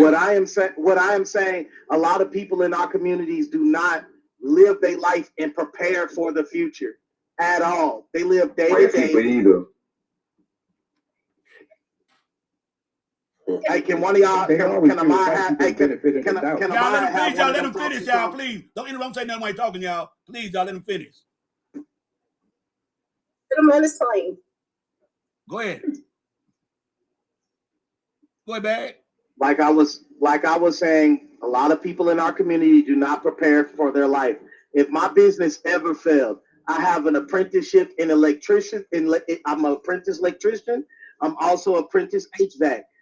I can go do any one of those three. Also, I have my OSHA certificate, so I can go work at any construction site. I have a forklift. See, a lot of people don't even invest in themselves like that. They just be like, well, couldn't get my license to drive trucks. Fuck it, I'm done. Like that's all. They don't never plan out a 5-year plan. Like when I ask young brothers, what are your 5-year plan? Most of them that's in the game, sell this much and get out. And I'm like, what you gonna do with the money? I haven't thought about that yet. So you just gonna sell it, collect some money. Is it gonna be $20 that you're gonna have? You ain't even put a dollar amount on how much it takes to get out the game. You going day to day. Okay. I get what you said, but I got a somebody playing music. Somebody playing music. Hold on, y'all. Hey, hold on. Somebody play some music. Who made the music? Disrespectful. Come on. Okay, hold on. It's fine. It's fine. Hold on, It's fine. It's fine. Hold on, Like back. this is why I Hold say on, like hold on, talking to back. old people, we don't get nowhere. Back. Youngsters, just speak up for yourselves, Back. bro. They're not here to help you. Back. See, that's a problem. You see, I was like you. See, one day you're gonna be like me, and they gonna say you don't do shit neither. I'm finna that Jason tell Jason out here. He got mad. Can I ask a young brother a question? He gone. Can I ask a young brother He dropped. And question to him? I have a company, right? But I have 3 young men from the streets working for me. I want to know, have he hired anybody from the streets? Have you given them opportunities to make, not selfish, oh, I got my company, no, have you hired anybody and given them opportunity for employment from the streets? Absolutely not. I'm gonna speak for the Negro. I have 3 young men from the streets working right now, doing security for me. You talking about giving to the community? Pull somebody out of the community. Give them an opportunity to make some income. That's right. But this is the thing. Freddie, that Negro was braggadocious. Yeah, I don't know if y'all heard it. I don't have the tolerance like Maddie. Absolutely. For the bullshit. Who all driving the trucks? You got 5 trucks. Who's all driving the trucks? I was gonna say, some people the fact that he got on here and said that he had a backup plan for a backup plan, sir. Your Black Cup plan doesn't mean shit if nobody hires your ass. Thank you. Thank you. And in today's because that's the thing. I'm not as older as the guys, but I've had some experience, and life will have a way of teaching you a lesson and kicking you in your ass when you think you are that much better. Because you got a degree, because I thought, I'm not gonna lie, a degree was supposed to set me off and a master's was even, it took me a while to get where I'm at now. So he doesn't understand because he's young and he thinks because the older folks are trying to school him, they don't listen. No, they're trying to help you before you learn the hard way. But sometimes hard asses they have to experience it. They have to experience it on their own. So you let his ass fall because you can have all the credentials in the world, but if nobody hires your ass and you lose your businesses, and Lord forbid anything happens to any certification or any kind of thing with your truck, sir, you will learn that these folks on here was trying to tell you life experiences and not bash you. But when you don't know shit and you think you know every fucking thing, God has a way of humbling your ass. And we've seen people who had thought that way and has been brought down to their knees and has to take the knee to the people that he once talked shit and talked crazy to. So as a young man, if you're still in this live, God, remember I told you this. You be thankful for what you have. And I don't think anybody on here is knocking you for what you have. They're proud for you. Great. You're Black and you're doing your thing. But don't you ever in your life think that you will never be humbled by the Almighty. Because the fact that you got your ass on here and got on here was arguing with these people that were trying to help you and not hinder you, and when to say that's what's the difference between old people. Sometimes as young folks, we have to listen so that we can learn, so we won't experience the same bullshit. Amen. Thank you. Amen. That's why I'm up here. That's why I'm probably the youngest one up here. 22 years old. I'm up here with y'all because I learned from y'all. Thank you. When that dude came, he's 30 years old. When he came on here talking about, they didn't have to do this, and I knew right then, you over here sitting down with white people. That's what you doing. That's what your ass doing. Okay? I heard that dude think he's smart. I could have told y'all a lot of other stuff that I own, but I just said my restaurant. Because you know what? I'm a humble ass Black boy. And that's how my mama and my grandma raised me. And this man up here talking about what he got. Man, you can have something today and lose it tomorrow. That's right. Because that's what he was doing, bro. You can lose it in a minute from now, not tomorrow. You can lose it right now. He was up there bragging. I hate when people talk about, in the Black community, it's just the same shit happening in the white community too. The same shit happening in the Asian community too. Everybody always want to point out what the fuck Black people doing in their community when the white people doing it too. Right. Hey, y'all got somebody new, y'all. We got somebody new. Let me Go ahead, Robert, because I got something new. Maddie, hold on, Maddie. Let me say something. Okay, so remember he said in the beginning of his argument that he would not do nothing illegal to put himself in that position. Remember he said that? Yeah. And the next sentence he said, I did such and such a time I heard that in too. jail. So Right, I heard that. Yeah, so how is it that you not committing a crime but you in jail? That's bullshit. So That bullshit. wait a minute now.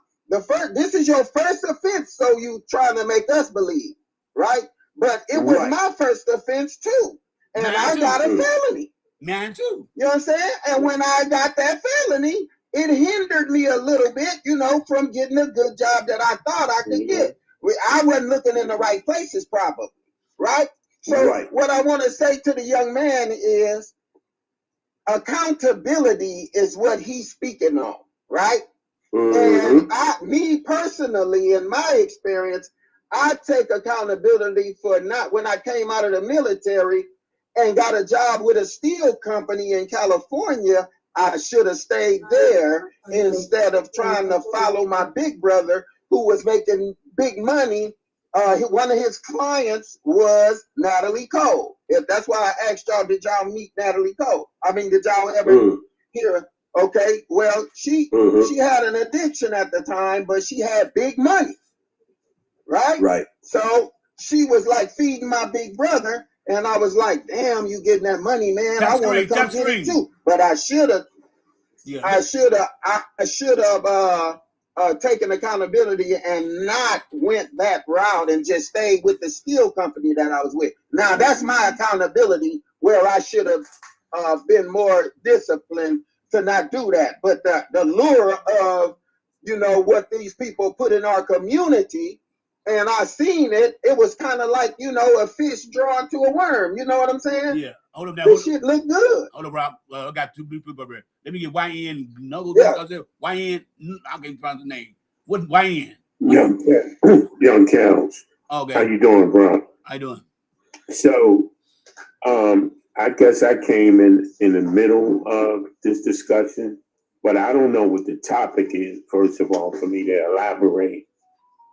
Well, you've been comments in the comments. That's why I brought you up. You kept commenting on it, so you know what's going on. About the young brother talk about Well, I commented because as far as my experience, I'm from the hood. I'm from the concrete jungle.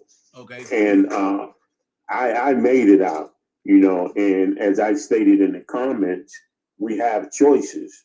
You know what I mean? I had partners who was out there in the game, and I just chose to go a different route. You know, I grew up in the 80s, and I graduated from Morgan State in 87, and I was blessed by God to have a career. So I worked 32 years in corporate. I won't name the corporation, but it's a major corporation that is well known in all 50 states. But I was blessed to do that. Now, I don't put myself above anyone else because, like the brother said, I can't remember. I think it was a young woman who said it. You can have it today and it can be gone tomorrow, and that's facts.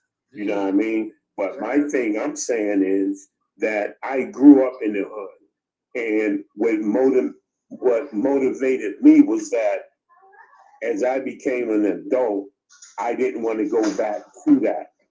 That's why I made strides to make it.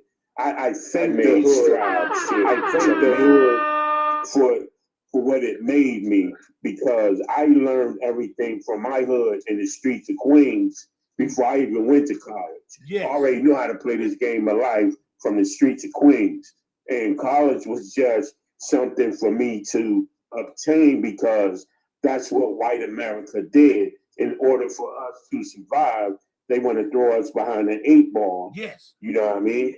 So in order for us to make it, you know what I'm saying? But as I stated in the comments, yes, we had choices, and some people make right choices, some make wrong choices, some make choices to provide for their family. So I don't knock that at all. So I agree with you, host, on some things you said, and then, like I said, I have my opinion on what I believe in. So, and I land right there. Okay. And if anybody want to say something to that, I'm open to listen. I got to say, okay, look. Yeah. Okay, look. I want to question what's the statistical amount of people that were locked. Rob, hold on. Let me finish. Okay. Now, I got to say this. A lot of people didn't have the opportunity to get out the hood. Did not have the opportunity. Some people didn't want to get out the hood. Okay. Some people are content to live where they at. You got people in the hood right now who've never been outside that hood. Okay. But some people are not motivated. And I say this, you in the place you're in right now, because this is the place you're supposed to be. You're supposed to be at where you're at right now. A lot of us had to go to penitentiary to realize that what was right and what's wrong. I went and never went back. Okay. And I learned my lesson. Okay. But I had to learn it the hard way. You can't knock anybody for what they do because that's their life. That's between them, their family, and God. Whatever someone chooses to do, you can't tell them to quit. Oh, I wouldn't do this. I wouldn't do that. You don't know what you're going to do unless you're actually faced with it. And that is a fact. You can say whatever you do. You might see somebody on TV, a white boy talking bad to a black woman and stuff like that. And you'll say to yourself, oh, he wouldn't do it if I was there. Yeah, you would, because the first thing you're going to do? Pull out your phone and start recording it. First thing you're going to do. So you go viral. Okay, that's just simple as motherfucking that.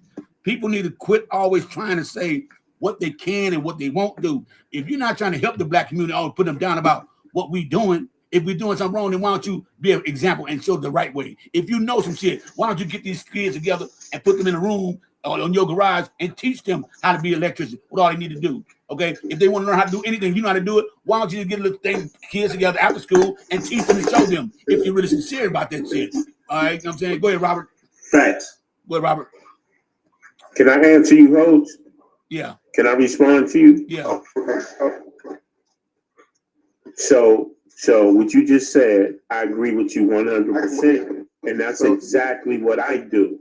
I go back to my hood and I educate my young brothers and let them know, look, I came from the same spot that you came in. And host, I don't know your name, but let me tell you this, bro. Maddie, M-A-T-T-Y, Maddie. Okay, Maddie, I appreciate that, bro. But let me tell you this, and I'm going to keep it official with you.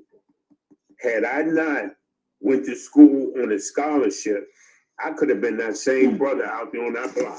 You know what I mean? Yeah. So that's why I go back to my neighborhood in Queens, and I let them know I came from the same joint you came from. I'm not better than you. I'm not claiming to be, but here's what I'm going to share with you. Don't get caught or allow the government to divide us. That's that. Because as you stated earlier, that's the government's plan to take the head off the snake. And somebody mentioned it earlier about, and I call them the PJs, I call them concentration camps. Yes. Because that's all they are. To give you housing, food, and put a roof over your head. You know what I mean? To keep you stuck and take the man away from that woman, to take that man away from his son and daughter.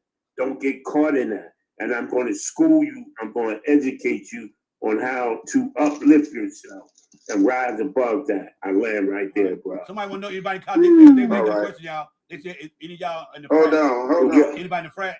I want to jump in real quick. Robert real quick. Real quick. Go ahead. Robert, go ahead. Yeah, Robert was next. Robert was next. Okay, go ahead, Rob. Go ahead, Rob. Yeah, Robert was next. Okay, so what I want to say about that, to rebut the gentleman that was just speaking, I want to ask, how many of him was in his hood? If he was one that got out, how many of those got out? The pull of the is strong, right? That pull, a lot of us could have done that had we had somebody like you talking to us. And we had, every time we got testimony that we could say somebody told us something. We can't say we didn't. We listened to it. But the pull of the money, I had to stand up and listen. Can you hear me? Yeah. Can you hear me? Yeah.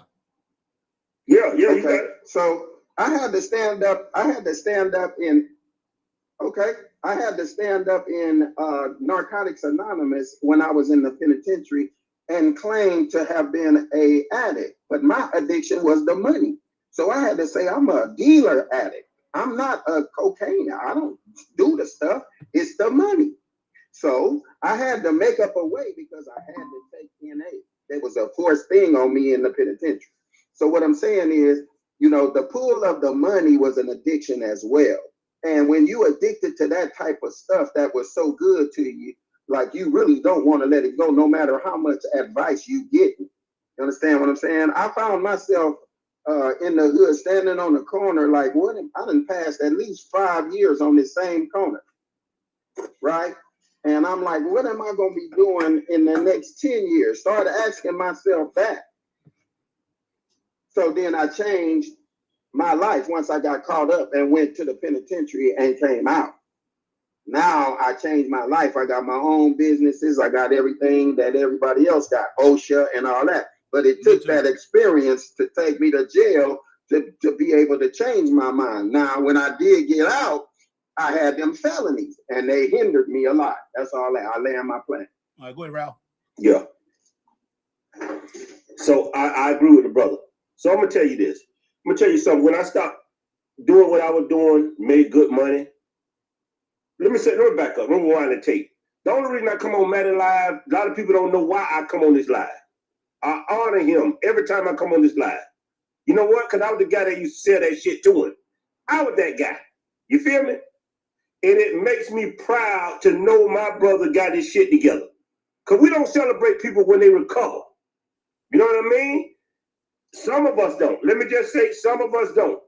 But when I see him come on and got lives going and this and that, bro, I come on here just because to honor you. For no other reason.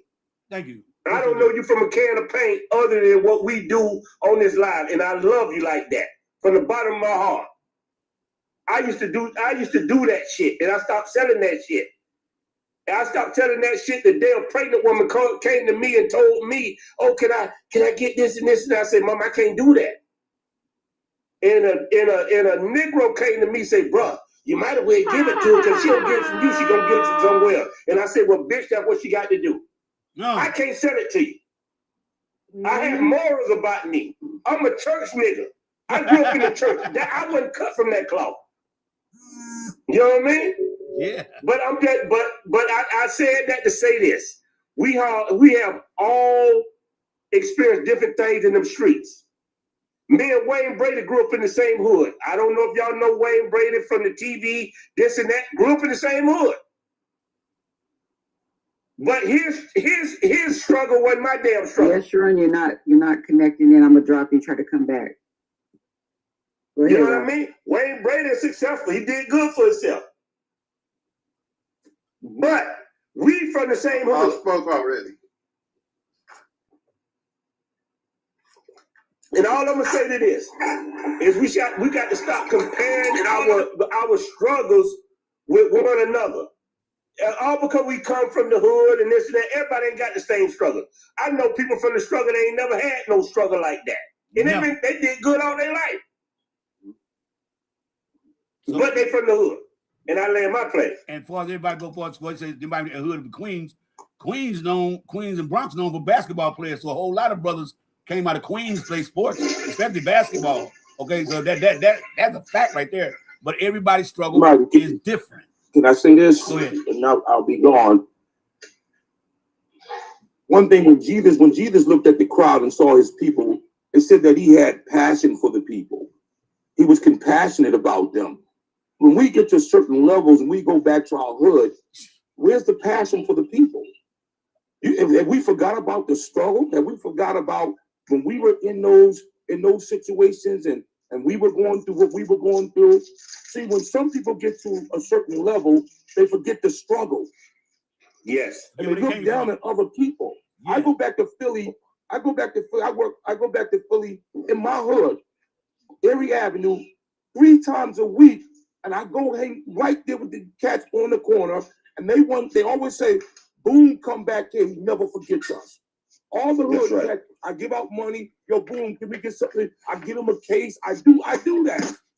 Mhm. You know why you do Because I that? never forget that struggle. That's right. I never forgot when I was gang worn in Philly and I was going through and all my homies got shot and killed in front of me. And I made it out of the hood through a scholarship and got drafted. You know what? I never ever lost the passion for my people. Thank you. I love my black Facts. friends. Good That's job, all I man. got to say. I applaud you for that. Good man. job, bro. I applaud you for Good that. job. That's right. I me too. Mm-hmm. Hey, y'all, let me get Don up Right, here right but quick, I y'all. think I mean, the devil is straight.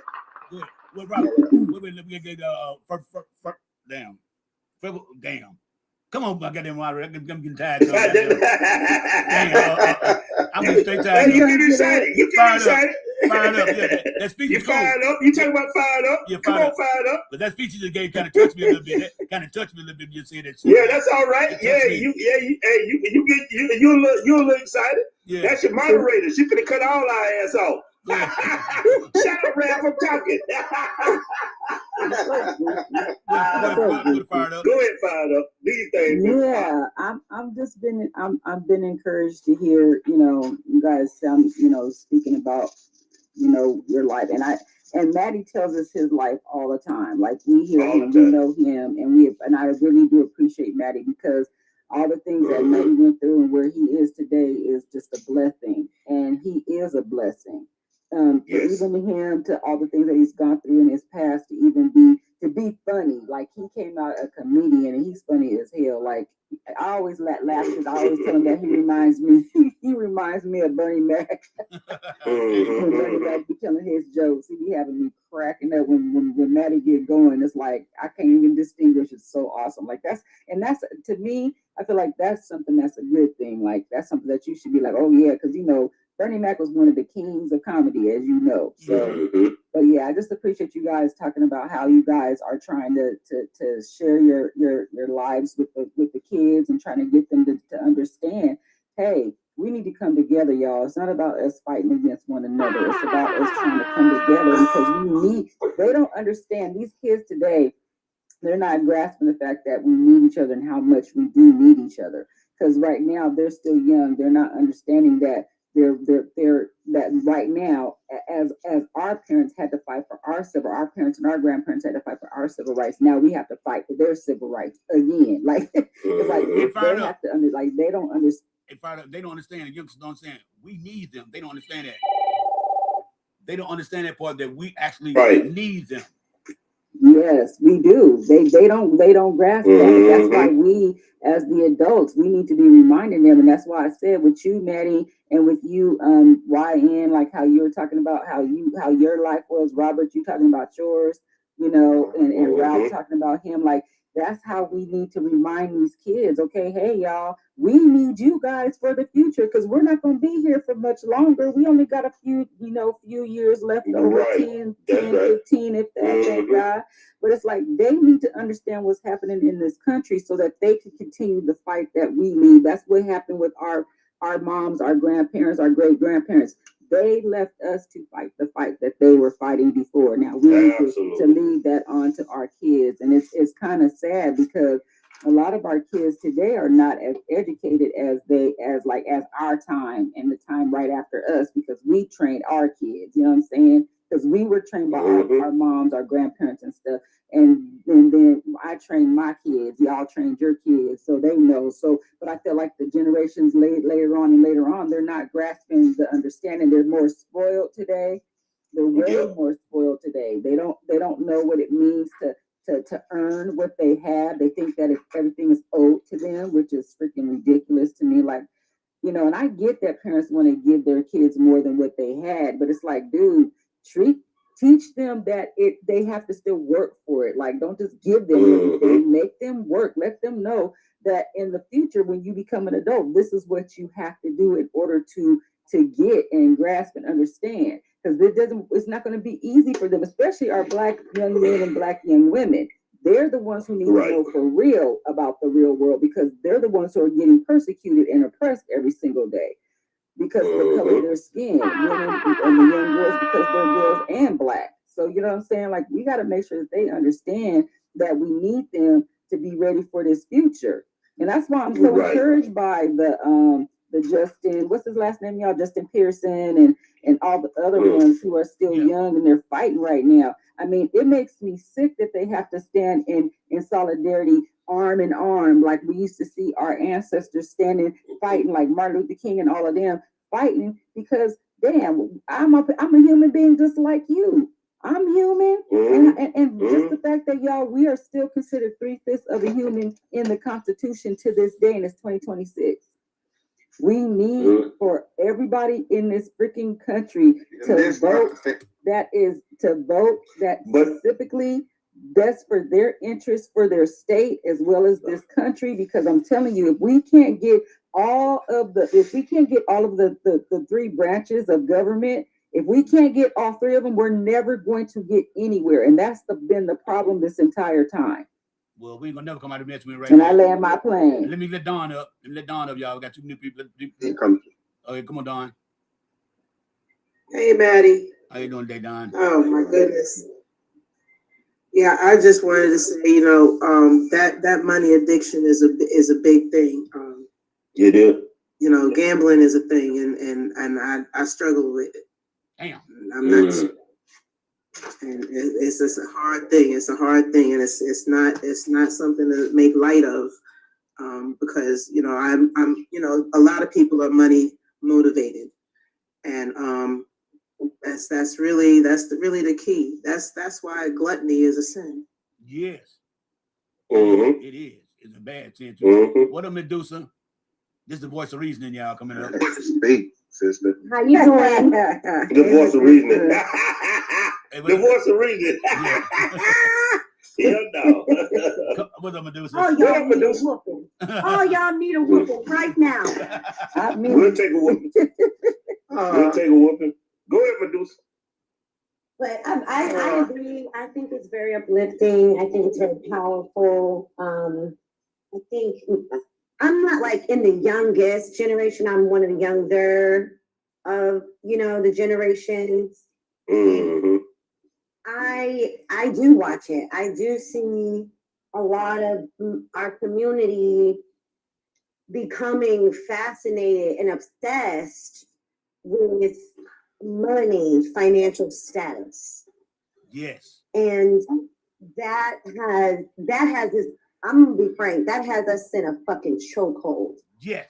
Yes. We are constantly worrying about Jordans and Nike and Stanley mugs and Starbucks and flexing. You know what I'm saying? And that is why we cannot build generational wealth. Yes, because a lot of us think that material things equate to predominance in society. And success. Right. And so what we have not done in those last few generations is teach children financial literacy. They don't know how to manage books. What else, Medusa? They don't know how to manage books. They don't know how to file taxes. They don't know how to start a business. They don't know how to apply for a business loan, a home loan. They don't know how to work on their credit. These are the things that are putting us back because our community is too worried about flashing, flexing, and showing off. And it's great to look good. It's great to keep your appearance and your hygiene up. But it's also great to save your $320 on bundles and maybe stack up a couple stacks so you got something in the bank in case you lose your job or you need to move on a whim. And these are the things that we did not teach those generations. Those generations don't know how to save money. They don't know how to invest. They don't know how to create LLCs and things like of that nature. So this is where our community really needs to step up, and it's called financial literacy. And I'm gonna land my plane with some dollar bills underneath because my grandma taught me how to save them. Okay, Medusa. Hey, Medusa, and you are correct. Hey, Medusa, you fight a lot, but baby, you said some good shit just here. I can dig that. Medusa, most of their parents didn't teach them literacy, right? Because you got to remember something. Most of the mothers right now who have kids were born in the 80s. And they weren't turned up because most of their parents weren't there because they were chasing that dragon.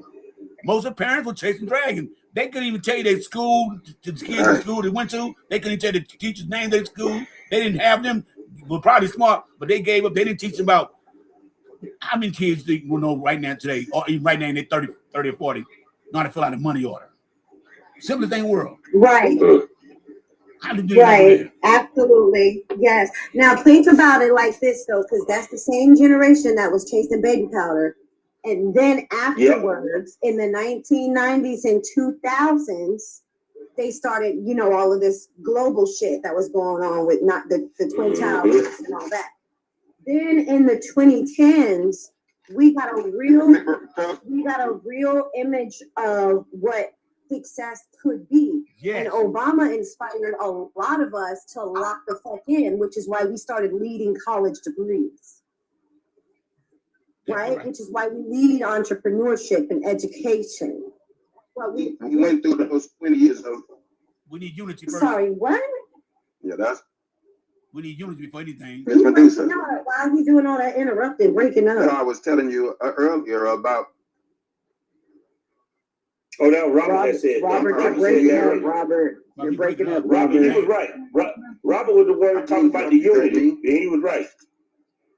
Okay. Well, let me get you Yeah, but I was saying about the. Can you hear me? Am I breaking up still? No, you are right now. No, you good. Can you hear me now? Yeah, like you good. Okay, so what I was saying earlier about that 20-year stint that they gave us in the generation in the 80s, that took our training. Yeah, Robert. Something else. We can't hear you, Robert. You got to go on top of the subway, Robert. We can't hear you. Let me get your in here. You Saran, I can pronounce the name. Okay, say that now. Hold on. Now we can't. Hold on a minute, Robert. Oh, Robert. Let me get you. You have one bar, Robert. Yesterday. Okay, what's the name? Yes. Your shit weak. What's the name? Yes, I can't pronounce the name. What is yes, you're run. Just say yes. Just say yes. Just say yes. Just say yes. Okay, the guy named Yes. Yeah, dog. At the top of the screen. Yes. Can y'all hear me now? Hold on. We got somebody. Hold on. No, Robert. Hold on, Robert. Hold on, Robert. Yeah, hold on, Robert. Dude named Yesterday. Y-E-S. Okay. Y-E-S. Yesterday. Yes, sir. Yesterday. I'm on the phone right now. Who's on the phone? Then why you if you on the phone? The hell? All right. Anyway. Yeah, drop him down. All right. I did. Go ahead, Robert. But let me say this real quick. I'm gonna back out real fast. I'm gonna make it quick. Hold on a minute. I'm gonna say Robert he came in the gate with this. I say two things when I want people live about what can we do. We need to unify and stop all of this fighting each other. Robert said that on top. And then what I always say, y'all. Sure. Anybody that know me, I say, what you do? Keep them black dollars in your what? Black pocket. In our pocket. That's right. That's in all. Our black That's pocket. all you need. That's right. That's all you need.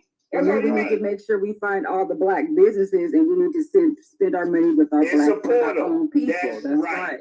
That's right. Even if it costs $2 or $3 more to buy their stuff, buy it. That's right. That means you're investing in yourself. That's right. That's all that means. Yep. But we got quick But then what I want to say also is complete separation from that don't want us anyway.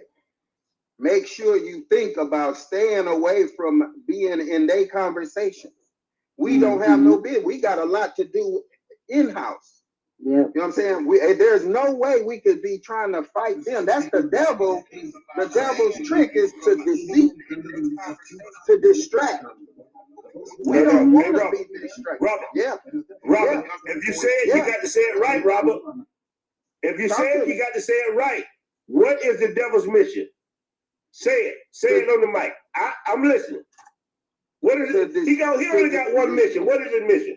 To steal, unalive, and destroy. That's it. That's Destruction. the only Robert mission. to say it, but Destruction. we got you. I want Robert to say it, but y'all been around me so long, and y'all know the mission. Yeah, he come to kill, steal, and destroy. God damn it, that's his only mission. Exactly. Yes, So sir. what I'm saying is, we can't say that the white people. Yeah, thank you. We Unalive. can't Yeah, say that the unalive. white people Oh, is unalive. the devil, Okay, I apologize. but we can I apologize. say You're right. that they are the I apologize. tools. Can you hear what I'm saying? Mhm. Yes, sir. Go ahead. We can't say that the white people are the devil, but we can say they are the tools because they are distracting us from our main issue. And our main issue is to unite and only talk to black people about business, about worldly things, about coming up. Leave them alone. Don't try to be in a law. Don't try to be in a nothing because they're gonna find some way to gerrymander you out of it anyway. Hey Robert, why can't we call the white racists the devil? We can call the white racists the devil if we want to. You can. I can say that, but what I'm saying is the literal spiritual devil that's really good at his God. The devil goes inside other people too. It's a white man. The devil goes inside other people. No, the hell Wait a it minute. ain't. Hold on. That's what I'm saying. He the tool. There's some Negroes that's the devil too. But go ahead, y'all. Right. But go ahead, y'all carry on. So that's all I'm saying. Like, we recognize the white person for who he is. Yeah. And it's never changing. No. Listen, Robert. I've been riding with you all day. Right. You cannot say that. And I'm gonna tell you why you can't just say all white people are the people. It's not all white. And you can't say I'm that. not Now saying listen that. what I'm finna tell you. All right. Well, you didn't say that, but I'm gonna clarify. I just said clearly as day. The Bible say you would know them by the fruit that they bear. These are black MAGA. These are white folks. These are Asian people. Know the fruit. That's the devil. That's the devil. They ain't just white folks, man. It's some good people on all sides. It's some Negroes I don't fuck with. Riding and walking. That's the devil. Hold on. So let me ask you this. Yes, when I speak of complete separation, okay. When I speak on making sure that it's segregated the way it was in the 50s up into the 60s, Jim Crow. Let's not have them put Jim Crow on us. Let us put Jim Crow on them.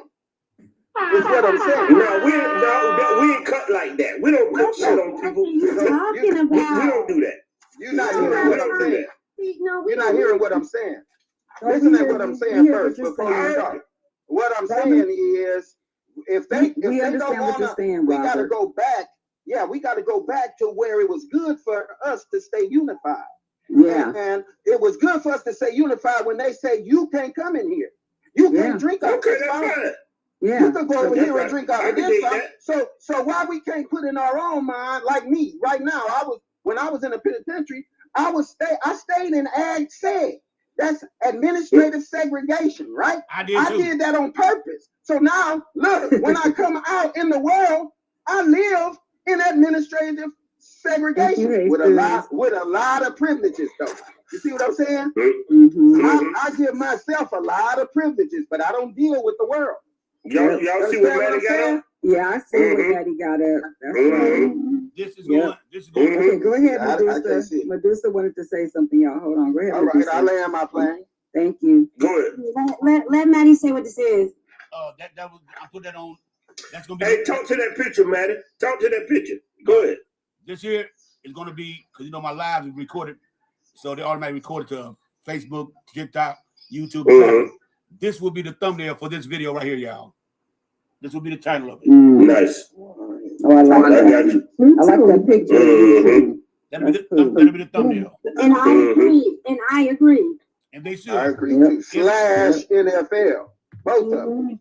Both of them. Yeah. Slash NFL. But you know what I said? Y'all go ahead. No, I apologize.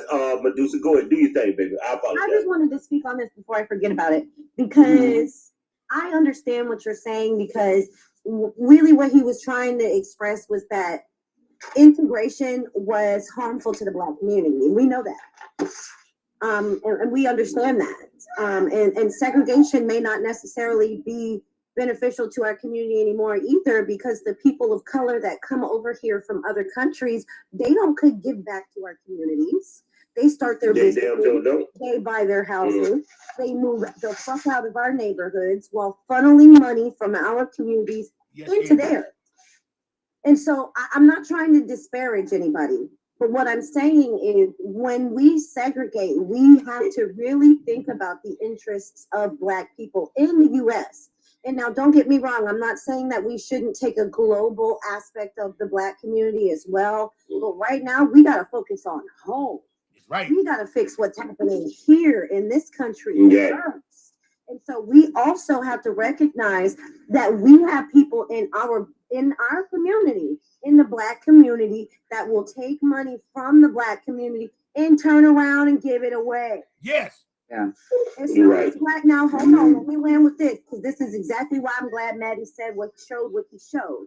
Because the Black people that get their money, they abandon their communities, and not all the time, because Nipsey was one of the ones that stayed true to the game.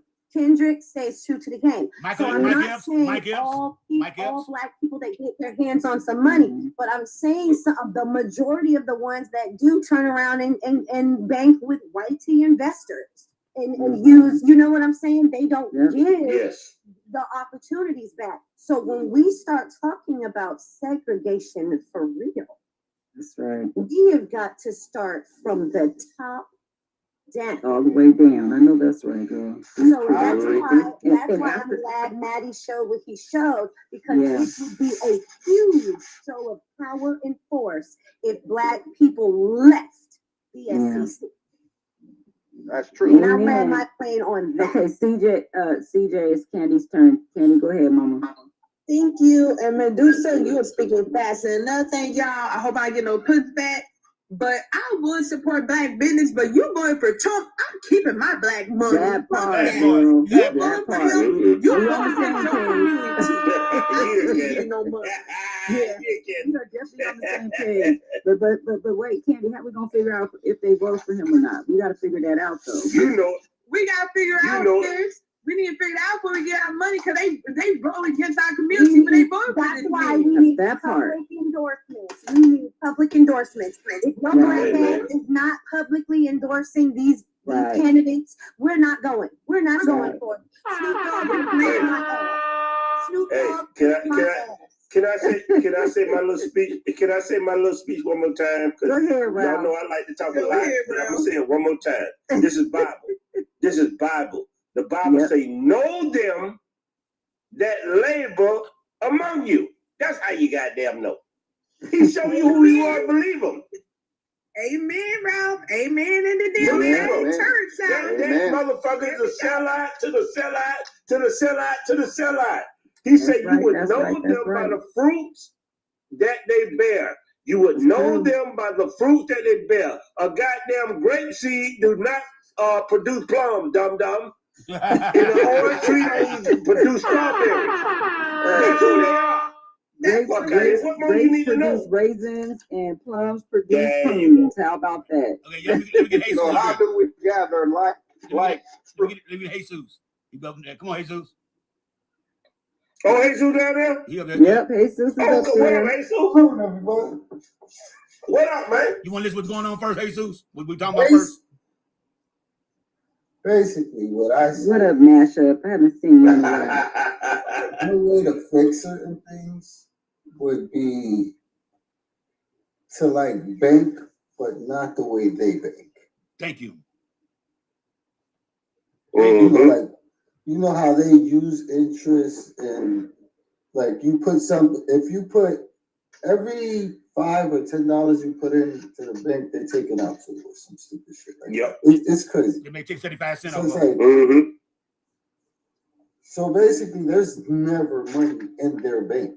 That's why they always gotta bail them out because they don't got nothing in there. So if we bank smart, like literally, we bank and we invest in natural resources, natural materials. Yeah. You know what I'm saying? So as you banking, your bank is gonna get bigger, but you actually got resources. So it's like the bank could invest in gold. It could invest in nickel. It could invest in, you know what I'm saying? Where what's not in there in cash is in there in raw material. Equity. Go ahead, Manny. What Jesus is right, because we do need really, y'all, and I'm not just saying we. I'm talking about all black people. Not saying and Hispanic people. Yeah. We all really need to sit down here and really teach our grandkids financial literacy, like we've been talking about. We need to really teach them what's going on with America, because right now, think about it, y'all. Y'all grandkids will never ever see a paper check in their life. They won't even know what the fuck that is. They won't know. And they'll never cross y'all man think about that, y'all. They will never ever see I didn't think about that, but you're right though. Now that you said it out loud. And do you think they will also? Hey, they don't even. A lot of them, man, they don't know how to sign their name. That's right. They don't do cursive right. Yeah, no, that's all they teach them in schools. Their signature. That's it. They don't teach them all of the cursive. They just teach them how to sign their name. They teach them their signature. Hey, Lena, we see you working, girl. Lena. She's like, oh, let me turn off this camera. I like that. Maddie, put you on the big screen, girl. Maddie, put her there. How the fuck Lena get on the big screen? Maddie, put her there. I thought you were trying to show something. Oh, okay. I thought you were trying to show something. With a little I was trying to show something. Yeah, word. With a bonnet Yeah, word. But look, y'all. But we but can't. I wanted to. Oh, go ahead, Maddie. I'm just saying, why can't black people just sit down and come up with a business plan and try to establish their own business? And the only thing I hate about black businesses is I love to support them. Man, y'all know I'm going to tell the truth about this. Why they always trying to bust our goddamn head with the prices? Why they always what? Why they always trying to bust our head with the damn prices? Black people, I don't want to hear none of that. I don't want to hear none of that. Because you know what? Let me say something. Let me say this. Capitalism. I don't want to hear none of that. Hold on. Hold on. I'm not saying none of that shit. Because every new trend. I hate when people do that. Stop doing that. Who just put your damn stuff on you? I hear that water running. I better hear that water running. You washing your hands. I know that's right. But you couldn't put yourself on mute to flush the damn toilet. What was said that you say you don't want? What would you say you don't want to hear that no more? I don't get that. What you say you don't want to hear that no more? When I say about price, what we talking about price? Did you just flush the toilet? Was that you? Because all I said was who flushed the toilet, and I said, "Why the heck?" I flushed no motherfucking toilet. I wasn't talking. Look, if it don't apply, let it fly. I wasn't talking to you. I specifically said whoever flushed the toilet on the live needs to stop doing that, and they need to mute up. That's what I said. I didn't blame anybody. So you sounded like you got defensive, like you had just did it. I wasn't talking. You had to do it. Now wait a minute. Now fired up because you done singled him out of everybody on the panel. He's the one Yes, thank you. Medusa, thank you, baby. I never mentioned a name. I said whoever flushed the toilet on the live. Come on, stop doing that. That's nasty. Don't do that on the live. I said mute up, and then Ralph jumped in and he got defensive like I was talking to him. I said if it don't apply, let it fly. Okay, but like this, y'all. Then you turn around and said, hold on, wait a minute. She turned around and said, Ralph, was that you? That she did. The reason why I asked him that was because he got defensive. He responded. I asked him that after he got defensive. I didn't ask him thinking it was him. He wasn't Medusa. He was, fired up. He was trying to ask the question. He was asking a question. He was asking Medusa why she said what she said. That's what he was asking. That's what I did. That's right. I thought he was going off on me because all I did was I did not go off on you. Okay, no. Now that was a miscommunication. Now that I understand, I apologize if I wash our hands. Okay, y'all put like this, y'all. That's what Medusa said. Medusa said, I better hear you wash your hands since you flushed the toilet. And she didn't mention no names either. Okay, listen. Okay, Medusa said when I said about prices.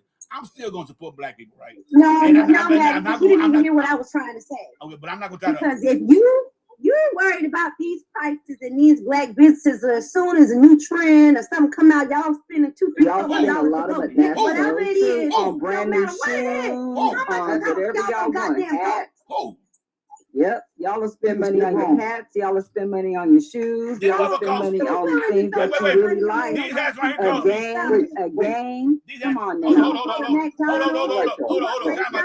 Time out. I'm cheap. I'm cheap. And my wife tell you, I'm cheap. Wait. These hats here. Buy these These hats name here cost me brand. 2 You for got to 20. buy your name They brand 2 clothes. for You 20. got to buy your name brand shoes. Right. My hats up. No, Which I just said. I just said the same thing that Medusa said. No. Go ahead. Hold up, please. Let me get this out, please. You can't say everybody do that. I'm cheap motherfucker. I ain't bought no motherfucking Jordans in about like 3 years, and all mine still a brand motherfucking new. I'm cheap. These hats I buy, they 2 for $20. That's why you see I got a whole motherfucking wall full of motherfucking hats over here. Okay? Because they 2 for $20 and shit, okay? Okay? I don't Those spend my money. snapbacks or those fitteds? I got both. Maddie, I got both. Maddie, Wait. I don't have no jewelry. The most thing I got is a Michael Kors watch, what my wife gave me to me. I don't even wear it because I'm scared I'm gonna lose it. I wear a goddamn smartwatch, right? Okay, I don't have no motherfucking jewelry, no earrings. I don't have no flashy car, none of that shit. I'm cheap than a motherfucker. I'm so motherfucking cheap when I I walk didn't out say street. all of you. Maddie, but Yeah. you got personality. That goes a long way. And that's why you complain about these prices. 'Cause you Hold cheap on as now. Yeah, I am. Hold on. Now. You said Mashups up here.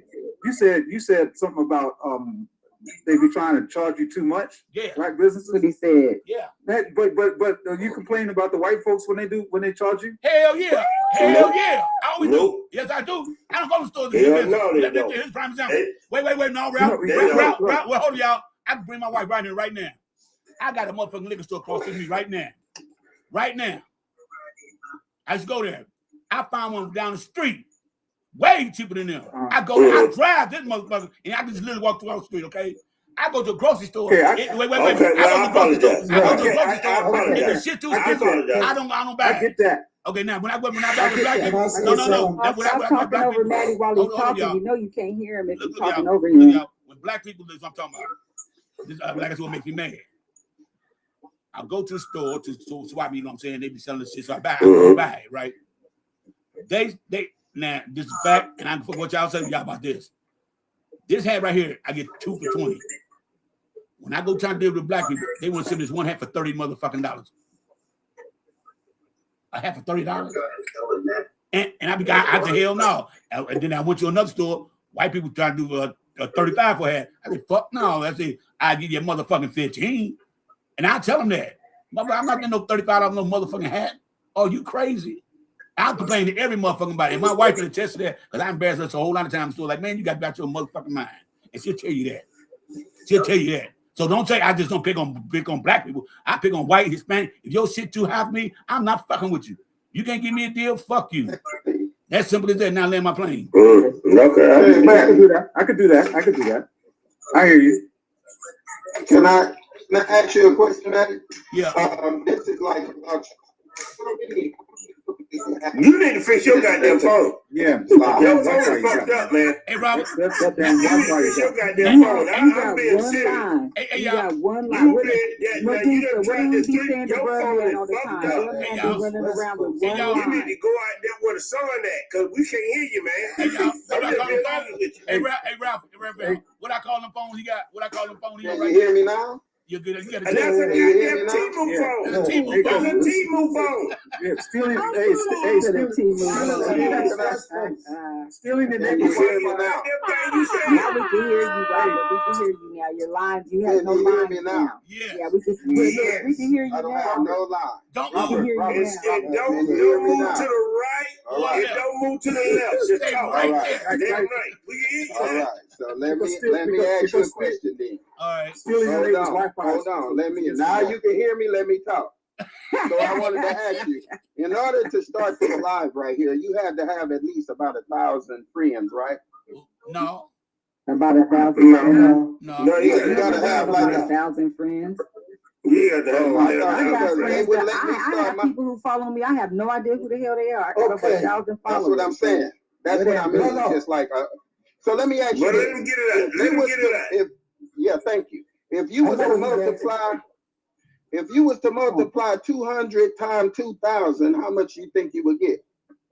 Give what? What? 200 times 2,000 what? You would get 400,000. Would you say 200 plus 2,000? You would get 400,000. 200 plus 2,000. So you got 2,000 friends. We get 400. What are you talking about? We're trying to get Did you say 2,000? Did you say 2,000 times? What did you just say? You just got me all disconfused. Go ahead, Lena. What is your? What you trying to prove? What's your magic you trying to prove? Lena is the engineer and knows math in her head. I'm trying to figure out the math. Me too, girl. Talking over me, you will never get what I'm trying to say if you don't listen to what I'm saying. But this is off on your Let Robert get it out. Let Robert get it out. Please let Robert get it out. Thank you. Some super smart person. Why you keep talking when I'm talking? Because Lena is an engineer and she's trying to figure out your math because we all started talking because your math was sounded off. My math is math. Multiply 2,000 times 200. Ain't nobody finna do no math from no goddamn line. All you gotta do is get your calculator out. There it is right there. There it is right there. Now move on. Doing that? Okay, but right. Hold up.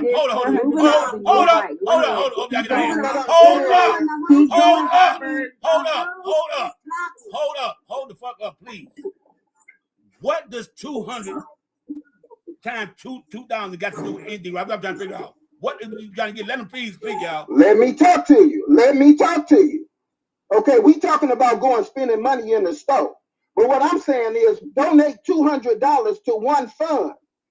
And we get 2,000 people to do that. We got $400,000. And then we could go and apply that to something meaningful. Like getting some nail technician what they call that warehouse. So we could put some young ladies in there that can do nails in our own community. Or whatever we could use that $400,000 for. Why would I give? Wait. Why would I give $400,000 to a nail technician? Would I give $400 to buy some land and create my own business and have them rent it out to me on my buildings and on my property? Why? That don't make sense. That don't make sense. You're talking selfishness. That's not selfish. So wait. That's not what he said. He said give $200. And for 2,000 people to give $200, we can do our own thing. But here's the thing, sir. I don't know what state. I don't even know where you're at. But I don't know if you're aware of what's going on. People don't have probably $200 to spare because people are trying to pay their rent and feed their family. $200 is a lot of money. I get where you're going, and it's great. But sir, we don't have that kind of money right now. 200 was a lot. Well, maybe 200 was too much. People have to give an idea.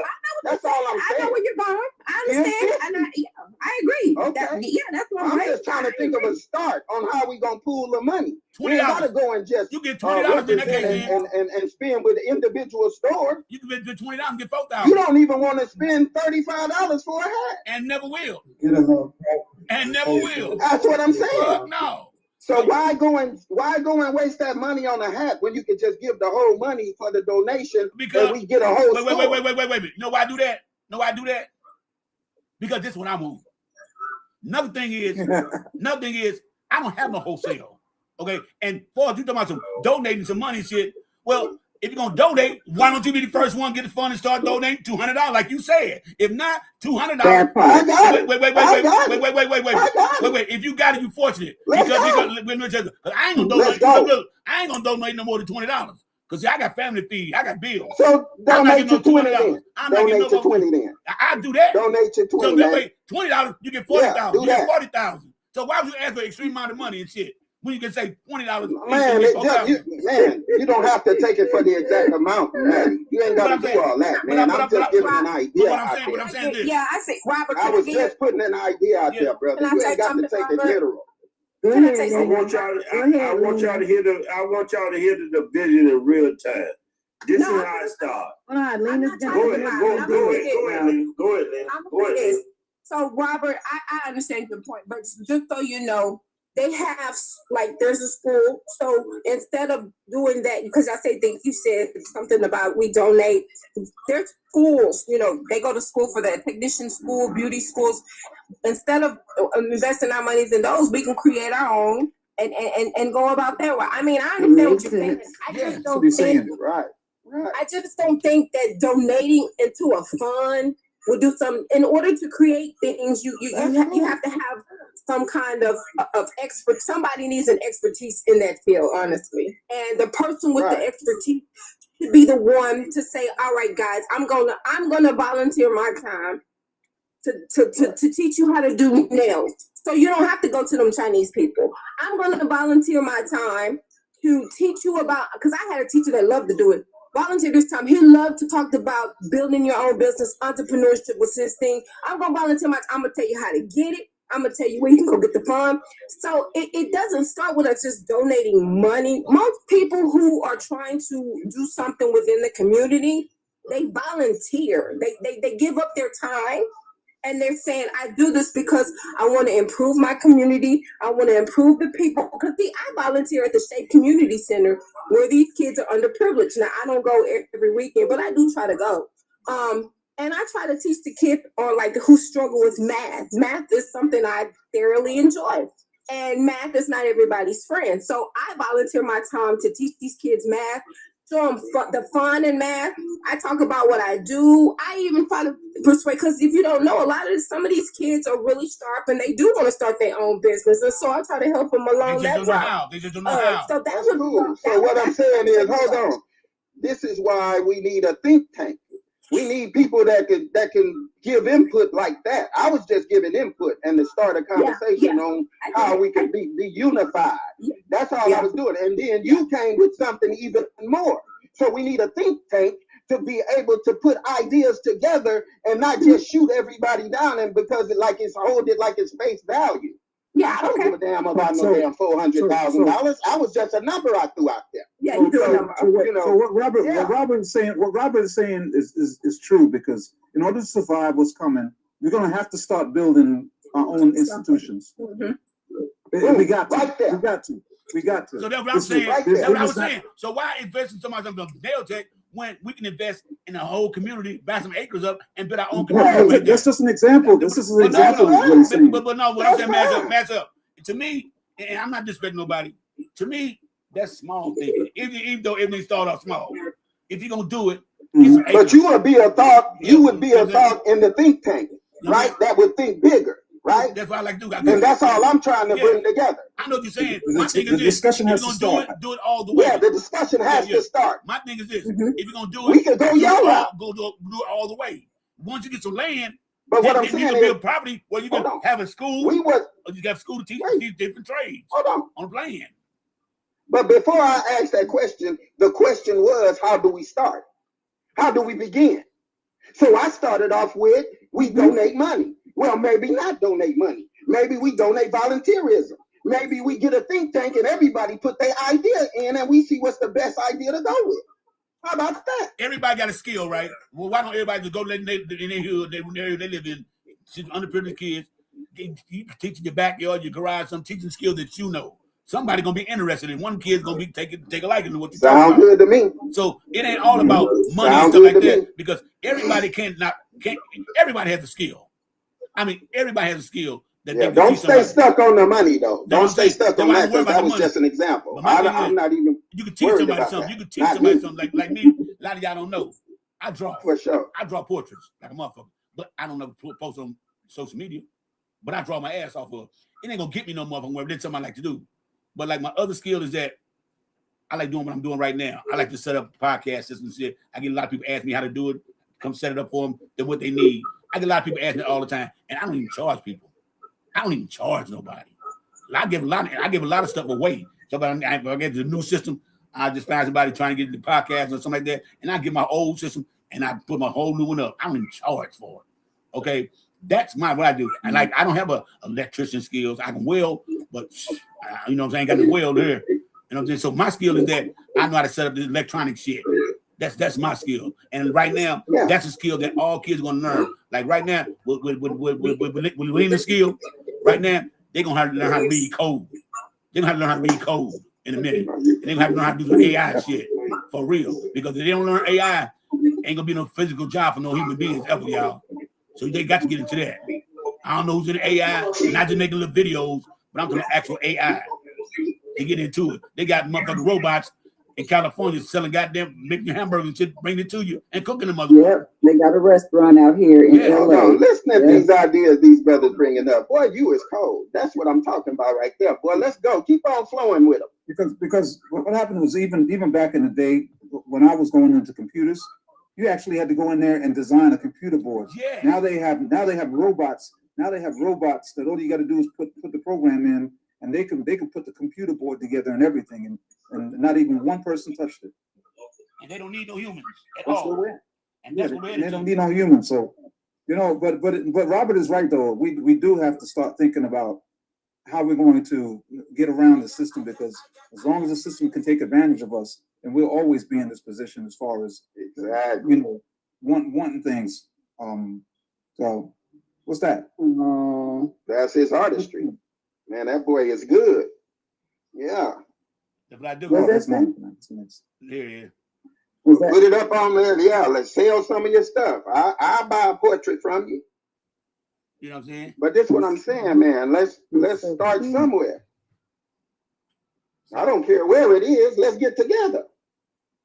All I know is that if you and I'm not a rich man. I'm saying, all my thing is that I don't want to halfway do nothing. I don't want to short up do nothing. Me myself, if I'm gonna do anything, I go all out with it. Right now, I'm putting together a car right now about $500, and I'm putting piece by piece. But my intention is just go and just get it all done at one time. But I gotta learn patience because I can't rush it to put it all But together. you're speaking individualism. Yes. So that's what I'm saying. It'd be hard for we me to speaking teach a conglomerate. No. We're not speaking individual. It'd be hard for me to teach somebody how to set up all this shit here if they don't really want to listen. They just want to just think they can just get on and just do it. And it takes a lot of shit to do. Like you may got a skill, Robert, to teach somebody, and they just want the rewards of it without the work. You get what I'm saying now? They just want to get all the rewards without putting the work in. Even dealing let in me ask you business. this. Do anybody hold on, Robert. Hold on. Go ahead. Even dealing in business, when I deal with the brothers and sisters, I ask them, for whatever, but I don't ask them how much it costs. I pay what they tell me, because at the end of the day, when they come back and they ask me for whatever, blah blah blah, whatever kind of services, they don't ask me what the price is. We just pass money between each other, and that's how it should be, regardless of what the situation. I understand paying for something that's probably too expensive for what it is, but if you're dealing in business, our main thing is we need to stop asking each other for hookups and just pay each other what the job is worth. Very true, Bishop. I totally agree with that. People always, this is the thing, we always take advantage of our own people when they have a business. Why do we always ask them for a discount, but we can't go into a store and say, can I get a discount on this to the white man? I'm confused. Right. We do need to stop. We do need to stop cheating our own people and give them what their stuff is worth, because they have to make a living just like we do. Everybody want that deal. Everybody want that deal though. For instance, everybody want that deal. For instance, Maddie. If you said if I say to you, I want you to draw me a portrait, I'm not going to ask you how much it costs. I want you to draw me a portrait. I'm going to pay you what you think it's worth. That's it. Period. I'll tell you the price. In the story. I'll tell you the price. $20 a face for a child and $30 for a male, for a adult. Simple as that. And the way I do business, I'm not going to argue. I'm not going to argue with you about that. If that's what you want, that's what you get. That's what we shouldn't do to one another. I told you, everybody want a deal though. Everybody wants a deal though. You know what I mean by that? That's the point. That's why I said nobody should be trying to ask for a deal, because we don't go into Walmart and say, "Can we make this $10 instead of $12?" We don't do that. Now if I'm at the flea market, wait, no, because when you swap meet, when you in the swap meet or the flea market, that's bartering. Yeah, they expect to barter. They expect to barter. I'm talking about going to a corporation store. I'm talking about a store, corporate-owned store. That's what I'm talking about. We don't go into those corporate-owned stores and ask them for a freaking discount. We need to stop doing that to our own people. But that's the point. But like I can pick up what Fired Up putting down. I can hear what Matt is saying. but we have to value each other so much that we know that, hey, this is my brother. He do good work, and let it be that. You know what I mean? So how did But the Black shit. Panther Party get so big like it was? No. How did Zionism go so big like it did? But how did they advertise? I answer the question. We understand it was unity. That's the only thing that'll keep them together. But I'm saying, how did they promote it? How did they get everybody to start Does it coming matter in? how they promoted it? If people Yes, it does. Yeah, it does Right matter now, how they yes, promote it it. does. they're promoting Yes, their it product and does. they have a price It does on their matter how they product. promote it. You went to If product. they I'm have going a to price people. on their We are not product, talking about. We already got that understanding. We are what are not you going talking to about? cheat them out of their product. I'm talking about the unity of the people themselves. How did the Black Panther Party That's do it. that? Word of You mouth. said it. You said it. Unity. That's all it was. No, it was word of mouth. What It the was word result of was. mouth. We know what the result was. Listen, let me tell you, Robert. unified. Look, Robert, it was word of mouth, and people started seeing what the Black Party was doing, and they started seeing it. Said, Yes. I want to be a part of that. Panthers. And they said, "Who is that? Who are them people?" And Oh, that, Black Panthers. and that amounts to what? And that So amounts to how what? do we Unity, right? start doing that? How do we start doing that? We already doing it right now on the What do you platform. think we need to do, Robert? They're like What saying we we doing need to right be now? unified. We need to have a united front. We all need That's to all work I'm together, and that's what he's trying. That's what these guys are Well, telling that's you. what he said, They're Robert. not telling me. That's what I'm saying. You're saying that that's not it. That's not all. That No, is I all. didn't say that. That's Robert. where we need to You- start. We said what we Start saying, the Robert, unity. but you a little crook up, Robert. Hey, Robert, I You're like No, you, brother. I gotta but speak you loudly look so you crook can up. hear me. Y'all don't want to hear me. Y'all keep drowning me out. Because We So we're I'm said just trying we to agree saying with it, you, and we Robert. understand that. Robert, we agree with you, brother. Can I say something, y'all? let me show you how good I am. I'm humble. I'm gonna shut up, but I'm just trying to add value to the conversation. We all be valuable. Hold up. Let me tell you something. See my eye right now, y'all. See how my eye looking right now? It's red right there. Yes. You know what that means? You know what that means? Blood vessel first. No, it means I'm fucking. Time to Ran go. a brother pressure up. I'm sorry. Wait, y'all, wait. Hey, Let him yo. talk. Let him talk. Go ahead, Ralph. Go ahead, Maddie. That means y'all. Nothing matter. That means I got a fucking migraine. Because Robert just Oh, that's what that hollering and hollering and hollering and hollering, and he got to hollering like that. Damn, got my goddamn head beating like a motherfucker there. And I was gonna watch the goddamn basketball game. I ain't even Don't let your head beat, You baby. scream worse than we Don't do. let your head beat, man. I apologize. Damn, Do I got to crank up my line? Do I got to crank up No, the I Ralph, you are line? so loud. Ralph, you are really loud. Good, Ralph. Hey, You Ralph, couldn't hey, hear me Ralph. at first. I'm always I loud. Ralph apologize. talks normal, but he just talks loud.